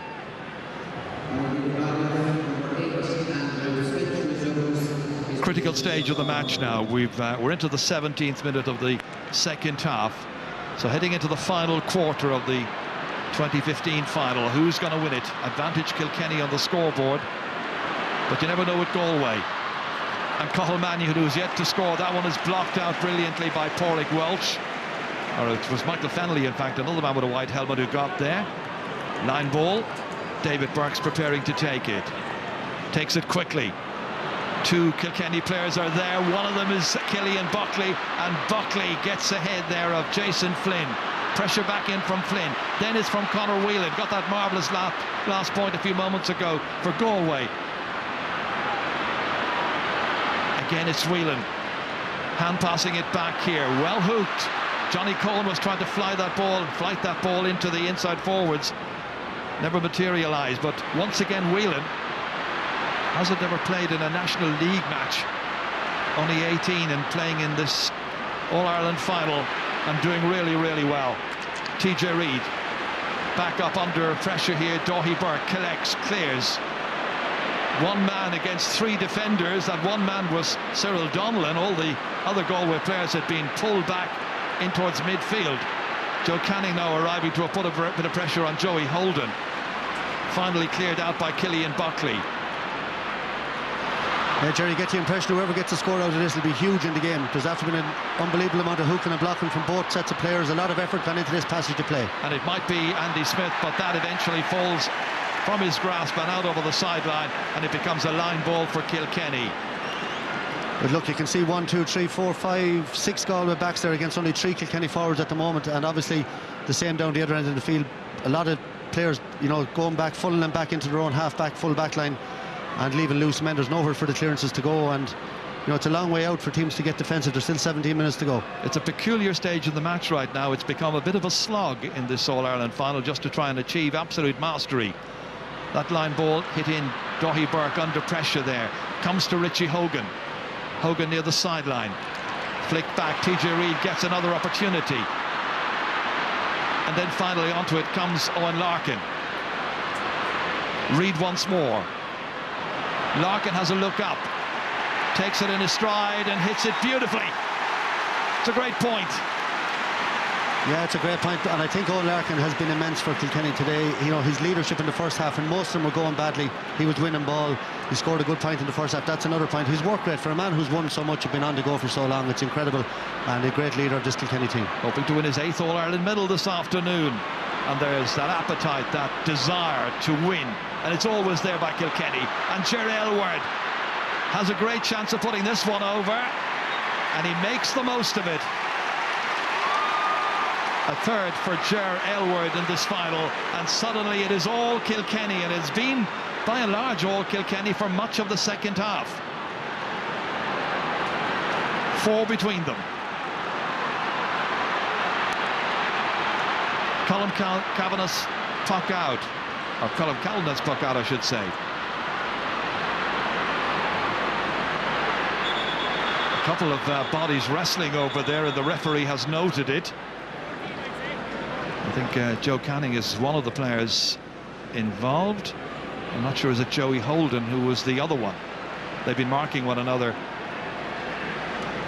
Cyril Donnellan saying there was a pull down there. Up they went for it here. Joe trying to come onto it.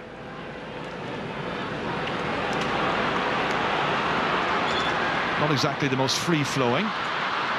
At the end of it, it's Cathal Mannion who comes out, 45 metres out of the referee again, says you took too many steps that time trying to establish control of the situation.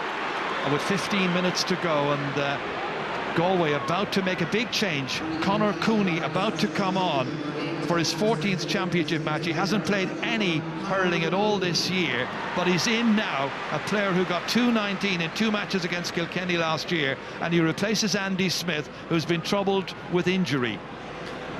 Yeah, Gerard's a replica nearly of last year's final in the second half. Kilkenny, you know, Michael Fennelly in particular around the middle of the field, very, very influential, stopping the ball going into the full forward, and where they were having all the trouble in the first half, they've just upped their ante, upped the intensity, and they're scrapping for every ball like their life's dependent on it. This is hit here by the goalkeeper Owen Murphy, who has never scored in the championship, and it breaks back down here again, and there's a lot of pressure on that Galway defence right now. They wait for it. Daithí Burke trying to get it out, and in the end it is David Collins who thunders out of the back there, gets it away out as far as Cathal Mannion, pursued there by Conor Fogarty. Mannion once again with the hand pass back as far as David Collins, his team captain. Collins, who will love being part of this on-field action in the All-Ireland final. He'll love it even more if they can edge even closer to Kilkenny. There's still time. It comes out as far as Killian Buckley, gets it away off his left-hand side, all the way up towards Richie Hogan, bats it down, but the man picking it up is Iarla Tanyan. Up into the air. Sorry, Gerard, they've been forced to put the ball in high. You know, that suits the Kilkenny backs. And there's lots of them there as well. It seems like they've got an extra man or two each time that Galway tried to mount an attack such as that. Away comes Padraig Walsh, left behind. First touch there for Conor Cooney. And again, hit to nobody in particular. The only man down there applying any kind of pressure is Johnny Glynn. Out to Buckley. Buckley, the left half back. Masterful as usual, all the way down as far as Colin Fennelly. Bounces around. Aylward trying to steal inside. Mannion trying to keep him at bay. And then in came Walter Welch as well. Finally, Johnny Cohen. The clearance to the middle of the field here, jumping up for it was Jason Flynn, but winning it is TJ Reid. Reid tries to get away there from Conor Cooney, succeeds, has a go from a distance, 50 metres out, and that one is wide. No need for Hawkeye this time. Or is there? There is. They're having a look. I think TJ Reid, Owen Larkin was free outside him when he won that ball. Maybe a better option, but I think he was trying to put maybe 5 points between them, put a nail in the coffin, and he went for it on his own. 117 to 16 points, his team leading here, and let's see what Hawkeye reveals. Is it a point for TJ Reid? Seems to have gone to the post, so it might be a kneel, and it is. Kneel on score Ceadaha. The score is not allowed. Stays as a 4-point game. 12 minutes to go, plus additional time. Are Galway to lose another? Are Kilkenny to win 2 in a row? And that would be their 36th All-Ireland victory. A remarkable achievement. Back once again come the tribesmen. Conor Cooney this time. David Burke back as far as another sub, David Collins, and Collins hits it and hits it over. Only 1 point in the championship before now in his career, and now he's got 2 this afternoon, both in the second half, and it's a goal between them. 117 to 17 points. Yeah, they're 2 massive scores for David Collins. Galway was struggling for scores in the second half. He's popped up with 2 of them, and here's Richie Power getting ready. What addition that he will be. Richie Power recovered from injury, it would appear. Again into that right half forward position. And the deadlock finally broken here as Daithí Burke tries to roll it up onto his stick, but again pressure applied. David Burke comes after it, wins it, challenged strongly, vigorously by Ger Aylward, but unfairly so as well. The referee is going across to have a word. And Richie Hogan is the one who's making way, and the player who's going to come on here is Richie Power. Well, you can see from Richie Hogan's reaction, very disappointed. Obviously had missed a lot of training. You know, I thought he was still doing okay. He was dangerous. Colin Fennelly not in the game much. That's a big call again by Brian Cody. We've seen many of them over the years. So Richie Power on. Yellow card there, as you may have noticed, for Ger Aylward. Here's Conor Cooney. Hand pass back as far as David Burke. Immediately pressure applied. Good pressure. Michael Fennelly. His brother Colin in there in the yellow helmet. Final clearances by Daithí Burke. Again picked up here by Jason Flynn. His 4 points were all in the first half. They can do it another. Can he get it? It drops short. Owen Murphy able to gather neatly and calmly out as far as Killian Buckley. Then back into a one-man inside forward line would appear. Colin Fennelly can't take it. Hanbury digging in. Richie Power in there as well. And you can see his leg very, very heavily strapped up from a legacy of injuries he sustained over the recent past. Again, the referee forced to throw the ball in. Walter Welch getting his stick to it. Jerry Elwood coming across. In the end, it is David Burke. Swings around off his left. Missed initially by Whelan. Picked up here by Joe Canning, and they need a big final 10 minutes from Joe Canning. They need a big final 10 minutes from everybody if they're to take the cup, and they're under pressure. And that time a hefty challenge by Conor Fogarty is penalised by the referee. And the referee has been very quick to issue cards this afternoon, and once again has the notebook out, having a little walk along there with Conor Fogarty and a word in his ear, and it might be more than a word. He's got to get a yellow as well, it would appear. Yeah, great work right there again by Joe Canning. Forced, you know, he lost possession originally, then won it back. Well, I didn't see a card. Why you do see Joe Canning hit this one, and he's hit it badly. He's hit it wide. Yeah, I was just going to say, I think it might have been his first touch of the second half. He's been absolutely starved of possession. He looked a bit casual over that free, and that's a very poor wide at this stage of the game. 23, John Power is on now as well. And Jerry Aylward is the one who's gone off.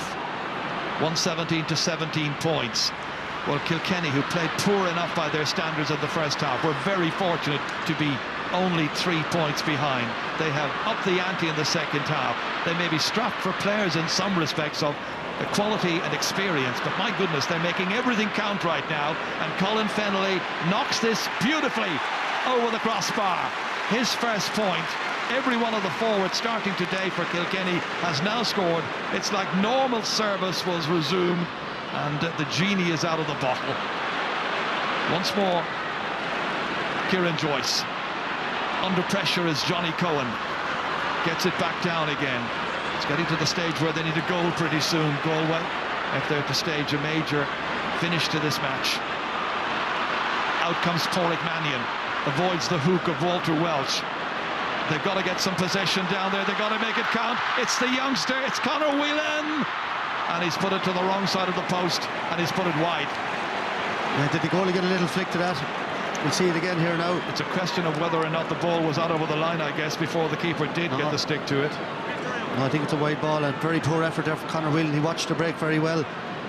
But then a weak shot and out by the post. It just needed a player with a bit more experience, I would imagine, a big match action to be in that situation. Absolutely. Well, look at it. I said a few minutes ago about Colin Fennelly staying on the field ahead of Richie Hogan. Paul Murphy comes out, beautiful ball. The last few minutes of All-Ireland, showing that composure to pick out Colin Fennelly, and he stuck it over the bar. Greg Lally is on for Cyril Donnellan. Lally normally a centre-back. He's gone into midfield, comes centre-back, centre-field really.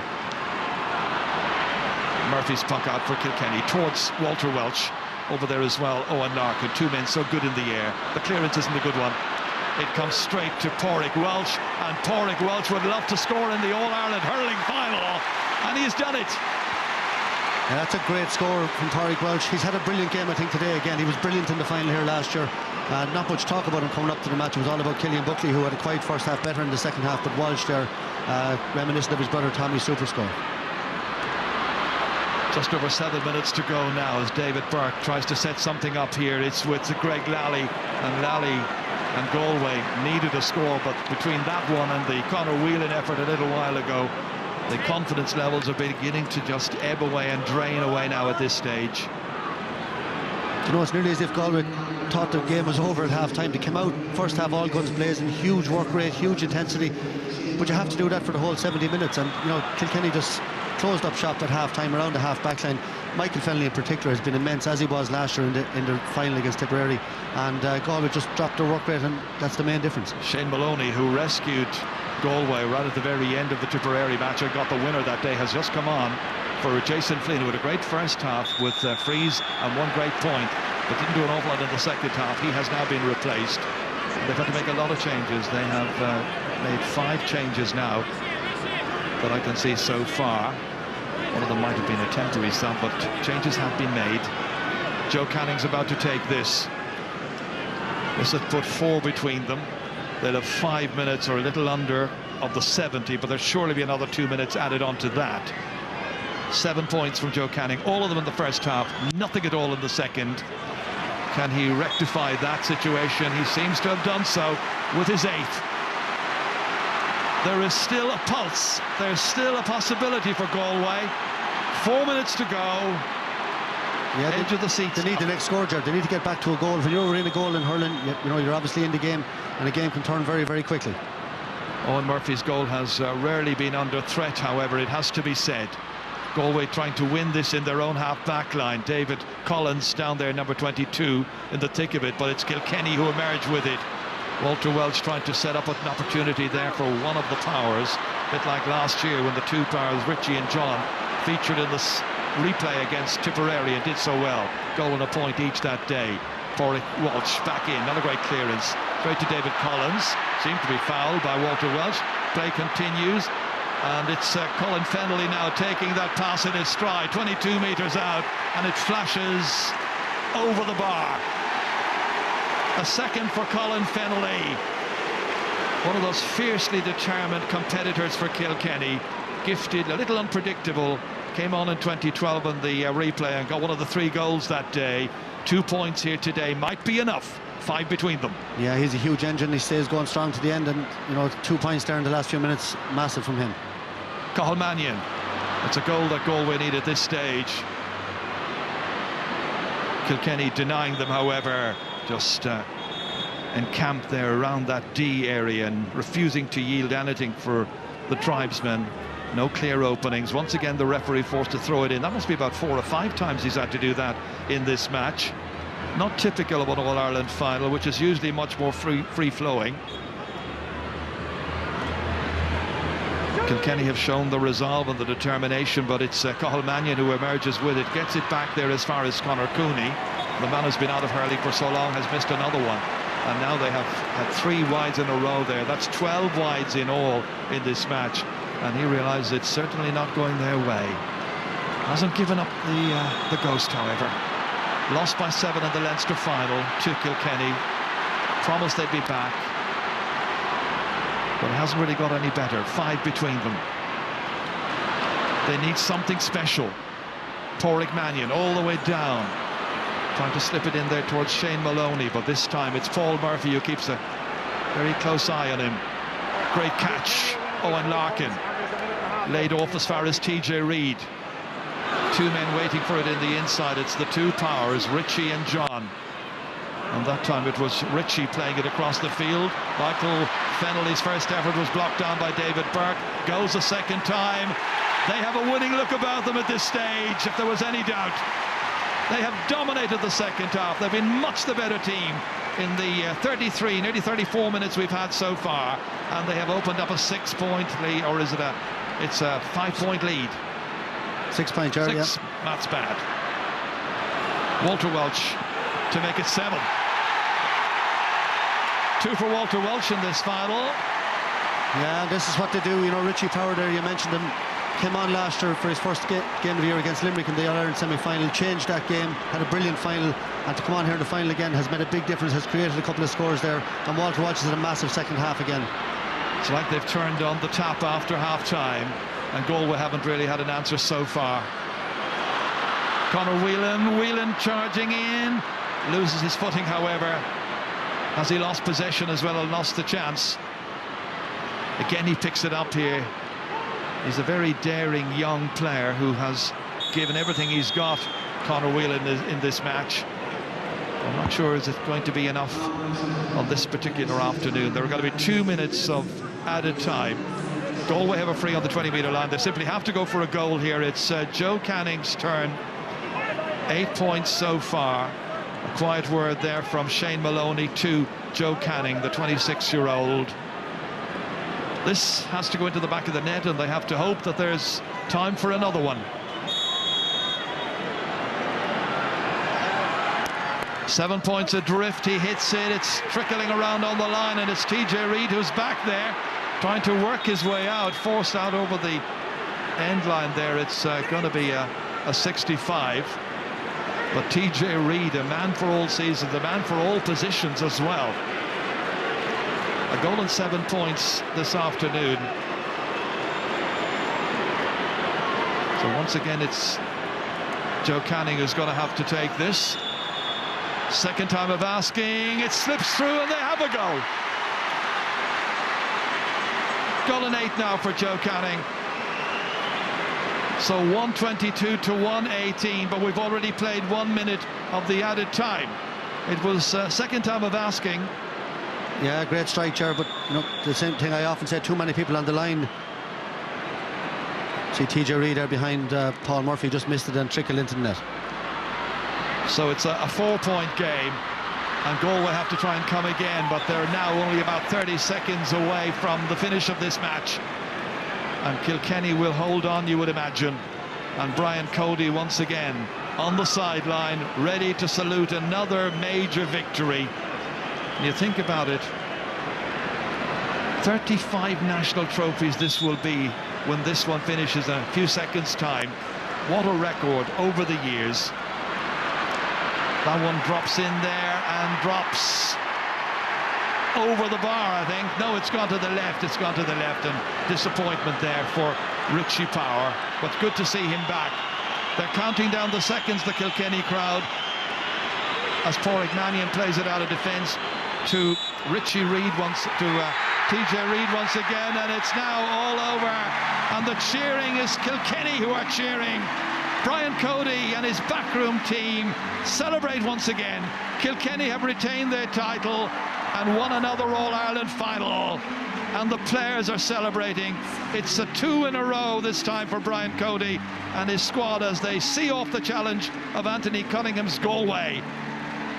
It's like Kilkenny were winning it for the first time in ages. They have that passionate desire, it's still there. Broken-hearted Joe Canning on his hands and knees. Across goes Shane Prendergast for a quiet word. Even the doctor is jumping around there for joy. Dr. Ty Crowley. Kilkenny just mastered Galway in the second half. 4 points to show at the finish. Kilkenny 122, Galway 118. Well, the Kilkenny roller coaster under this man, Brian Cody. There's Conor Cooney, who came on, having been out of the game for over a year, all devastated. And understandably so. They thought they had it in their control and under their control at half-time when they led by 3, but it was a totally different story in the second half. And as I mentioned, the roller coaster of these Kilkenny players goes on and on. That's now 11 All-Ireland wins since Brian Cody's first back in 2000, after they had lost the 1999 final to Cork. It's remarkable, Michael. It's an incredible achievement. You know, I said it during the week. I didn't see any drop in their standards this year, with a very small enough squad, with Jackie Terrell injured, with Richie Power injured. You know, they were really down to the wire, carrying injured players into matches like Richie Hogan today. But you know, they're incredible the way they come back year in, year out. You'd have to be very disappointed for Galway. And you know what was strange, it was a complete game of two halves. The very same, I said it during the commentary, as last year's final. Galway just didn't come out in the second half. They played brilliantly in the first half. They should have been maybe 5 or 6 points further ahead, or 4 or 5 points further ahead at half time. They didn't do it, left Kilkenny in the game, and they took over in the second half. Let's go down to the sideline to Claire McNamara with TJ Reid. TJ, congratulations, another All-Ireland medal for you. How does this one taste? Unbelievable. Listen to the crowd. You know, this is everything. You know, when you put your bodies on the line, you train for 10 months of the year, all for today. And to win this All-Ireland is unbelievable, so it is. Unbelievable. You got a goal in the first half, but a huge second half performance from Kilkenny. Yeah, I suppose at half time we realised our first half wasn't good enough, and it wasn't, so we knew we had to up the pace in the second half. We done that, I think, and I think from 1 to 15 the subs came on, a massive effort, and it's unbelievable. So many big names left this team last year, but you still have that belief, that confidence, that composure. Yeah, definitely. You know, there's a big talented bunch of players still here, and we're here for a long time, so we are. You're never tired of climbing those steps to the Hogan stand. Unbelievable, I can't wait. Congratulations, TJ. Thanks very much. Yeah, he had a terrific match. TJ Reid from Ballyhale, his ninth All-Ireland final. 3 of those as a sub, and 1 goal and 7 points this afternoon. Up there on Hill 16, the little encampment there of Kilkenny fans, because by and large Hill 16 belong to Galway fans today. They will be bitterly disappointed. Now there's Jackie Tyrrell we saw a moment ago there. He had a really tough training session on Friday night last in Nolan Park and passed that fitness test, and had he been required, Jackie Tyrrell would have been able to go in there and play his part. And there's the Liam McCarthy Cup, what it's all about. And Joey Holden, now a teacher in Kilkenny City Vocational School, captaining the team, and he's the 11th captain in the Brian Cody era to go up there and receive that cup. It's quite astonishing. Owen Larkin's waiting for us as well. Let's have a quick word with him. Owen Larkin, congratulations. How do you keep doing it? I think it's Brian Cody has a big factor in it, but the players are just so unbelievably motivated to keep winning. And there's a good few young lads after coming in there and freshen things up. But by God, they came of age today. Because you didn't have the best of the first half, 3 points down at half-time. What did Brian say? Not a whole lot. We knew we weren't after playing well in the first half, so we knew ourselves we had to up it. But in fairness to the players at half-time, everybody to a man, subs and all, the whole panel, we all rode in behind each other, and what a second half. I suppose everybody is in awe of the hunger and the drive that is in this team year after year. Yeah, well, that's it, you know. Brian has always said that careers come and go, and you have to make the best of things while you're there. And we've certainly done that over the last number of years, and we're continuing to do so, thanks be to God. You've got another one. Congratulations, Owen. Thanks a million, Claire. Truly remarkable. Another joyous occasion for Brian Cody and the Cats. A day to be savoured, part of a golden era which players and fans I know are relishing. The Kilkenny success story goes on and on. Now time for the presentation. Oh, there's a nice little scene there with Richie Power. Richie can't deny that young fella anyway. The red hair. Taoiseach, Art Shurehour, agus a Cordy Gale. Cén Míle Fáilse go Park an Crocaig, Sulag Ingor Winch a long hand as an Clén Ítach a bhí agin a rís an seo inniu. While an Wéchas an Common a Coranú an Oriapt a Iron Winch o Liberty Insurance, Centra agus Ethiad. Comaile sin, Míle Wéchas an Rachel James Owens, a Fairlína agus na Hippigi Galair. Clíthe Brass Sportshul, Clé Ítach Bríomhar a bhí agin a rís, Míle Wéchas an Darden. We send our congratulations to Wincher na Galway. Galway contributed to yet another thrilling All-Ireland hurling final. Míle Wéchas to Urban na Galway. But the Liam McCarthy Cup is heading once again back to the banks of the Nore in Kilkenny.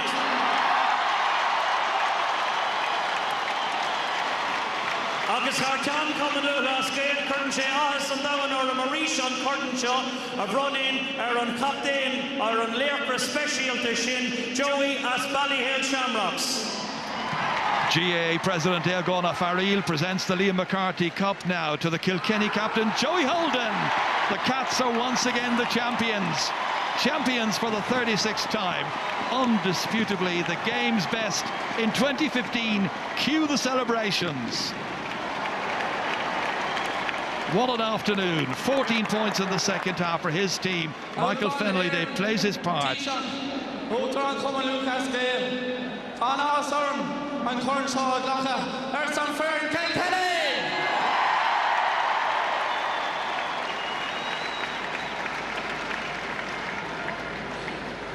Nor bhí King Henry agus fáil a cúig léca sa fern. Tá daoine caint, tá an spiráid sa fern here Brista. Nach bhfuil an spiráid Brista. Is é an spiráid sa fern níos lánar na riamh. Agus, anis, tá an corn Liam McCarthy ag teachtaháil a rís.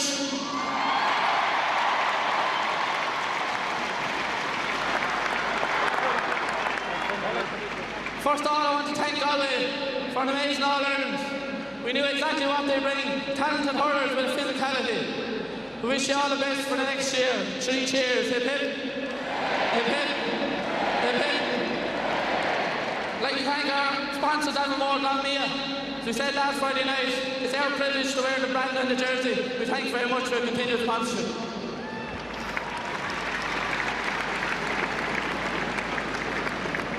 In an amateur game, we certainly have a professional set up in the Kilkenny County Board. We thank them for the continued effort. Jimmy Welch, in a relevant speech, said to us last Friday night that he had an argument with his wife over 1987 All-Ireland. Well, we hope that argument will be resolved tonight. The Kilkenny support clubs and all their efforts, we thank them very much. In an amateur game, we certainly have a professional background team as well. Starting with our kidman, Dennis Rocker Cody, who in about 20 minutes is going to give a savage rendition of Rosamund Klein. Our nutritionist, Noreen Roach. Our doctor, Ty Crowley. Emma and Louise Byrne and Stats. Stephen Morrissey for all his help and recovery. Our physio team, Alison Holmes, Neil Byrne, Kevin Kern and John Kearns. Thanks very, very much.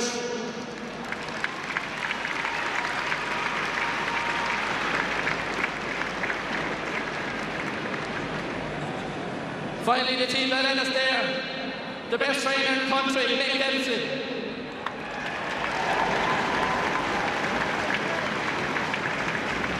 Our selectors, James Larry and Derek Lane.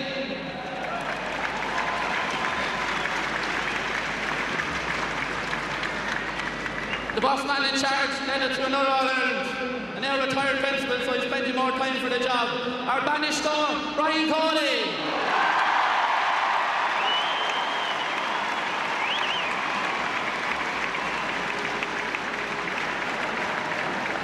To anyone else that's helped us through the year, we thank you very much. And we'll see you all back in Kilkenny with the Neil McCarthy tomorrow night. It should be a great night when they bring that back down to Kilkenny City tomorrow night. And the celebrations will now start big time here in Dublin, that much you can be sure. Michael, we had so many people saying to us over the last few days it would be good for hurling if Galway were to win. Kilkenny had other ideas. That's 2 in a row, and you know something, they'll be back for 3 in a row this time next year. Well, yeah, they'll always be back. I think Joey Holland said half joking there about Brian Cody having more time, but he actually has. He's retired now from his teaching job, but to have that incredible hunger. Look, if Galway won, you'd have an awful lot different scenes here. You'd have a lot more excitement from the crowd, but Kilkenny are just so used to winning, but the players just somehow keep coming back for more. They live for the game, they have that love of the game that's so important. So look, well done to them again. Another fantastic victory with quite a new team over the last few years. Now, I was mentioning that it's Brian Cody's 79th championship match today. This is win number 65. How does he keep on doing it? Is it the great players that he's had over the last 17 years? Is it the backroom team? Is it the desire of the players that he has inculcated? What is it? Well, I think it's all of that, but I think the most important thing is that he lives for the game of hurling. That's his life. It always has been. He was a leader. He was a captain Kilkenny to win an All-Ireland himself in '79. He's always been involved with his club. He's a huge James Stephens man, and hurling is the man's life, and he's given the last 17 years selflessly to Kilkenny, and I think he'll continue to do so. Next year the motivation will be to try to win 3 in a row, and they always have an edge. They always have something that they're looking for, and he creates that atmosphere, that professionalism that everyone wants to be part of. And it's an amazing thing to keep so many top players happy. He leaves them off, he takes them off, and you saw Richie Hogan today taken off very disappointed, but that's it. There's no, everyone is treated the same, and that's what makes the man great. Well, he brought on 2 subs today, Richie Power and John Power, his younger brother. He doesn't tend to bring on very many subs, and there was this concern about they haven't got a big subs bench with a lot of experience and a depth of quality. But there'll be some new players come along next year, you can be sure of that. They'll be putting pressure on. Well, I think part of that is that if he started bringing on subs early in games, there'd be a reflection of the team that was picked. I don't think he likes to show any weakness. Like at half-time today, there were 3 down, a lot of lads not playing well, but he gave them all 15 or 20 minutes again, and then they improved them right, and that shows great confidence in your players. Like as a player, that's what you want. You want your manager to support you, to back you, to have confidence in you, and if he does, then you'll reciprocate. And he obviously has a great relationship. There's a healthy respect. There's a little bit of fear, I know, from the players, but you know, they respect the man greatly, he respects them greatly, but at the end of the day, Kilkenny hurling is bigger than any of them, and that's what he would drive home to them. And this man here, Richie Hogan, we were talking about him in the build-up so many times, people talking about Richie Hogan, TJ Reid. Now, he came in with a bad injury, and yet, hampered even by that, they still won. Yeah, he scored a couple of points, but you know, normally he'd be much more influential. He had a bad back injury, he had a quad injury, he hasn't trained. Owen Larkin had a broken thumb, I think he only got the cast off last Wednesday. So, you know, they had all that stuff going on. They still managed to get it done, and that's what they do. They get the job done. Galway will be very disappointed. They'll be very disappointed at the way the second half went. They played so well in the first half, so much going for them, and just didn't turn up in the second half. Kilkenny put them away very easily in the end. Well, it's a familiar setting, a familiar scene. Kilkenny are the champions once again. And in the commentary box this afternoon were Ger Canning and Michael Dignan. Henry Shefflin, when we were looking at the celebration pictures there, the old Squeeze song, Cool for Cats, playing in the background, and it certainly has been a cool day for the Cats. Yeah, no, look, first of all, I just want to congratulate Joey and all the lads and all the management team. Obviously, I have some very good friends there, so I'm absolutely thrilled. I know a lot of the public will say, oh, it's Kilkenny again, but look, for me, they have been the best. They're the best this year, and I think sometimes we have to say, hands up, they are the best team there around. And I think the players themselves, people don't realise everyone wants to take that crown off, and everyone is fighting very hard to take that crown off. And for them to continuously be successful is the hallmarks of a great team. So I know and I do the same in other sports. I love to see the underdogs win. Yeah, sure. But I think sometimes you just have to take your hat off. And at half time here today, we were thinking, Cyril was there. I know Cyril was a bit worried, but he was probably thinking, is this our day? But so like Kilkenny, so like Brian Cody's era, the pressure came on and they stood up. Galway didn't stand up, and it's probably because of the tradition not being used to it. But Kilkenny really stood up, and the intensity levels just went up a ratchet in the second half, as TJ said in his post-match interview. And that was the difference, and they just bombed ahead. They scored 14 points in the second half. Galway scored 1-4. Yeah. And that is different. And as well, we said at the beginning of the game, the spread of forward scores. Kilkenny had 9 scores, Galway had 5 or 6 scores, and that was the difference between the two teams. And worthy champions. And I'm absolutely delighted on a personal level for all the lads involved. I'm sure you are. Anthony, Galway tried their best. Liam Sheedy was sitting beside me watching that match, and he said to me the second half, he says, it's like a war zone out there. But when it came to the crunch. Well, Michael, sometimes I don't know what happens in dressing rooms at half-time, but that reminded me, that second half, of a bit like that great movie, The Perfect Storm, where the boys could have taken the handy route and gone out around the storm, but they seemed to wade into the storm. And you will not beat them up the funnel, up the middle. Mick Finlay, Joyce, these fellas, Conor Fogarty, what a warrior in the middle. And I'm just surprised that Galway didn't try and keep width to their play, keep it wide, but like Henry nearly sounds a bit apologetic about Kilkenny winning it again, but no, look, there's nothing to apologise for. They're the best team by a good bit and have been for a long time. Certainly you're disappointed, Yeah. I know, but I suppose But like at half-time, also acknowledging the fact that Kilkenny, as you said, were the better team. Best team by mile. They got 14 points in the second half, Galway got 1-4. Like we said at half-time, Galway needed to drive on, especially the first 10 minutes of the second half. Galway went in 3 points up, and instead of that, first 10 minutes was all Kilkenny to get back level, you know, 2 points, 3 points, 2 points. Well, next thing, they're gone in front. And Galway were hanging on, and as Anthony said, just kind of down the middle. Kind of structure went out of it, but the more it went on, the more tighter it got, and the more physical it got, Kilkenny got on top. And again, like, they got 14 scores the second half, Galway got 1-4, like 14 points, it's a lot.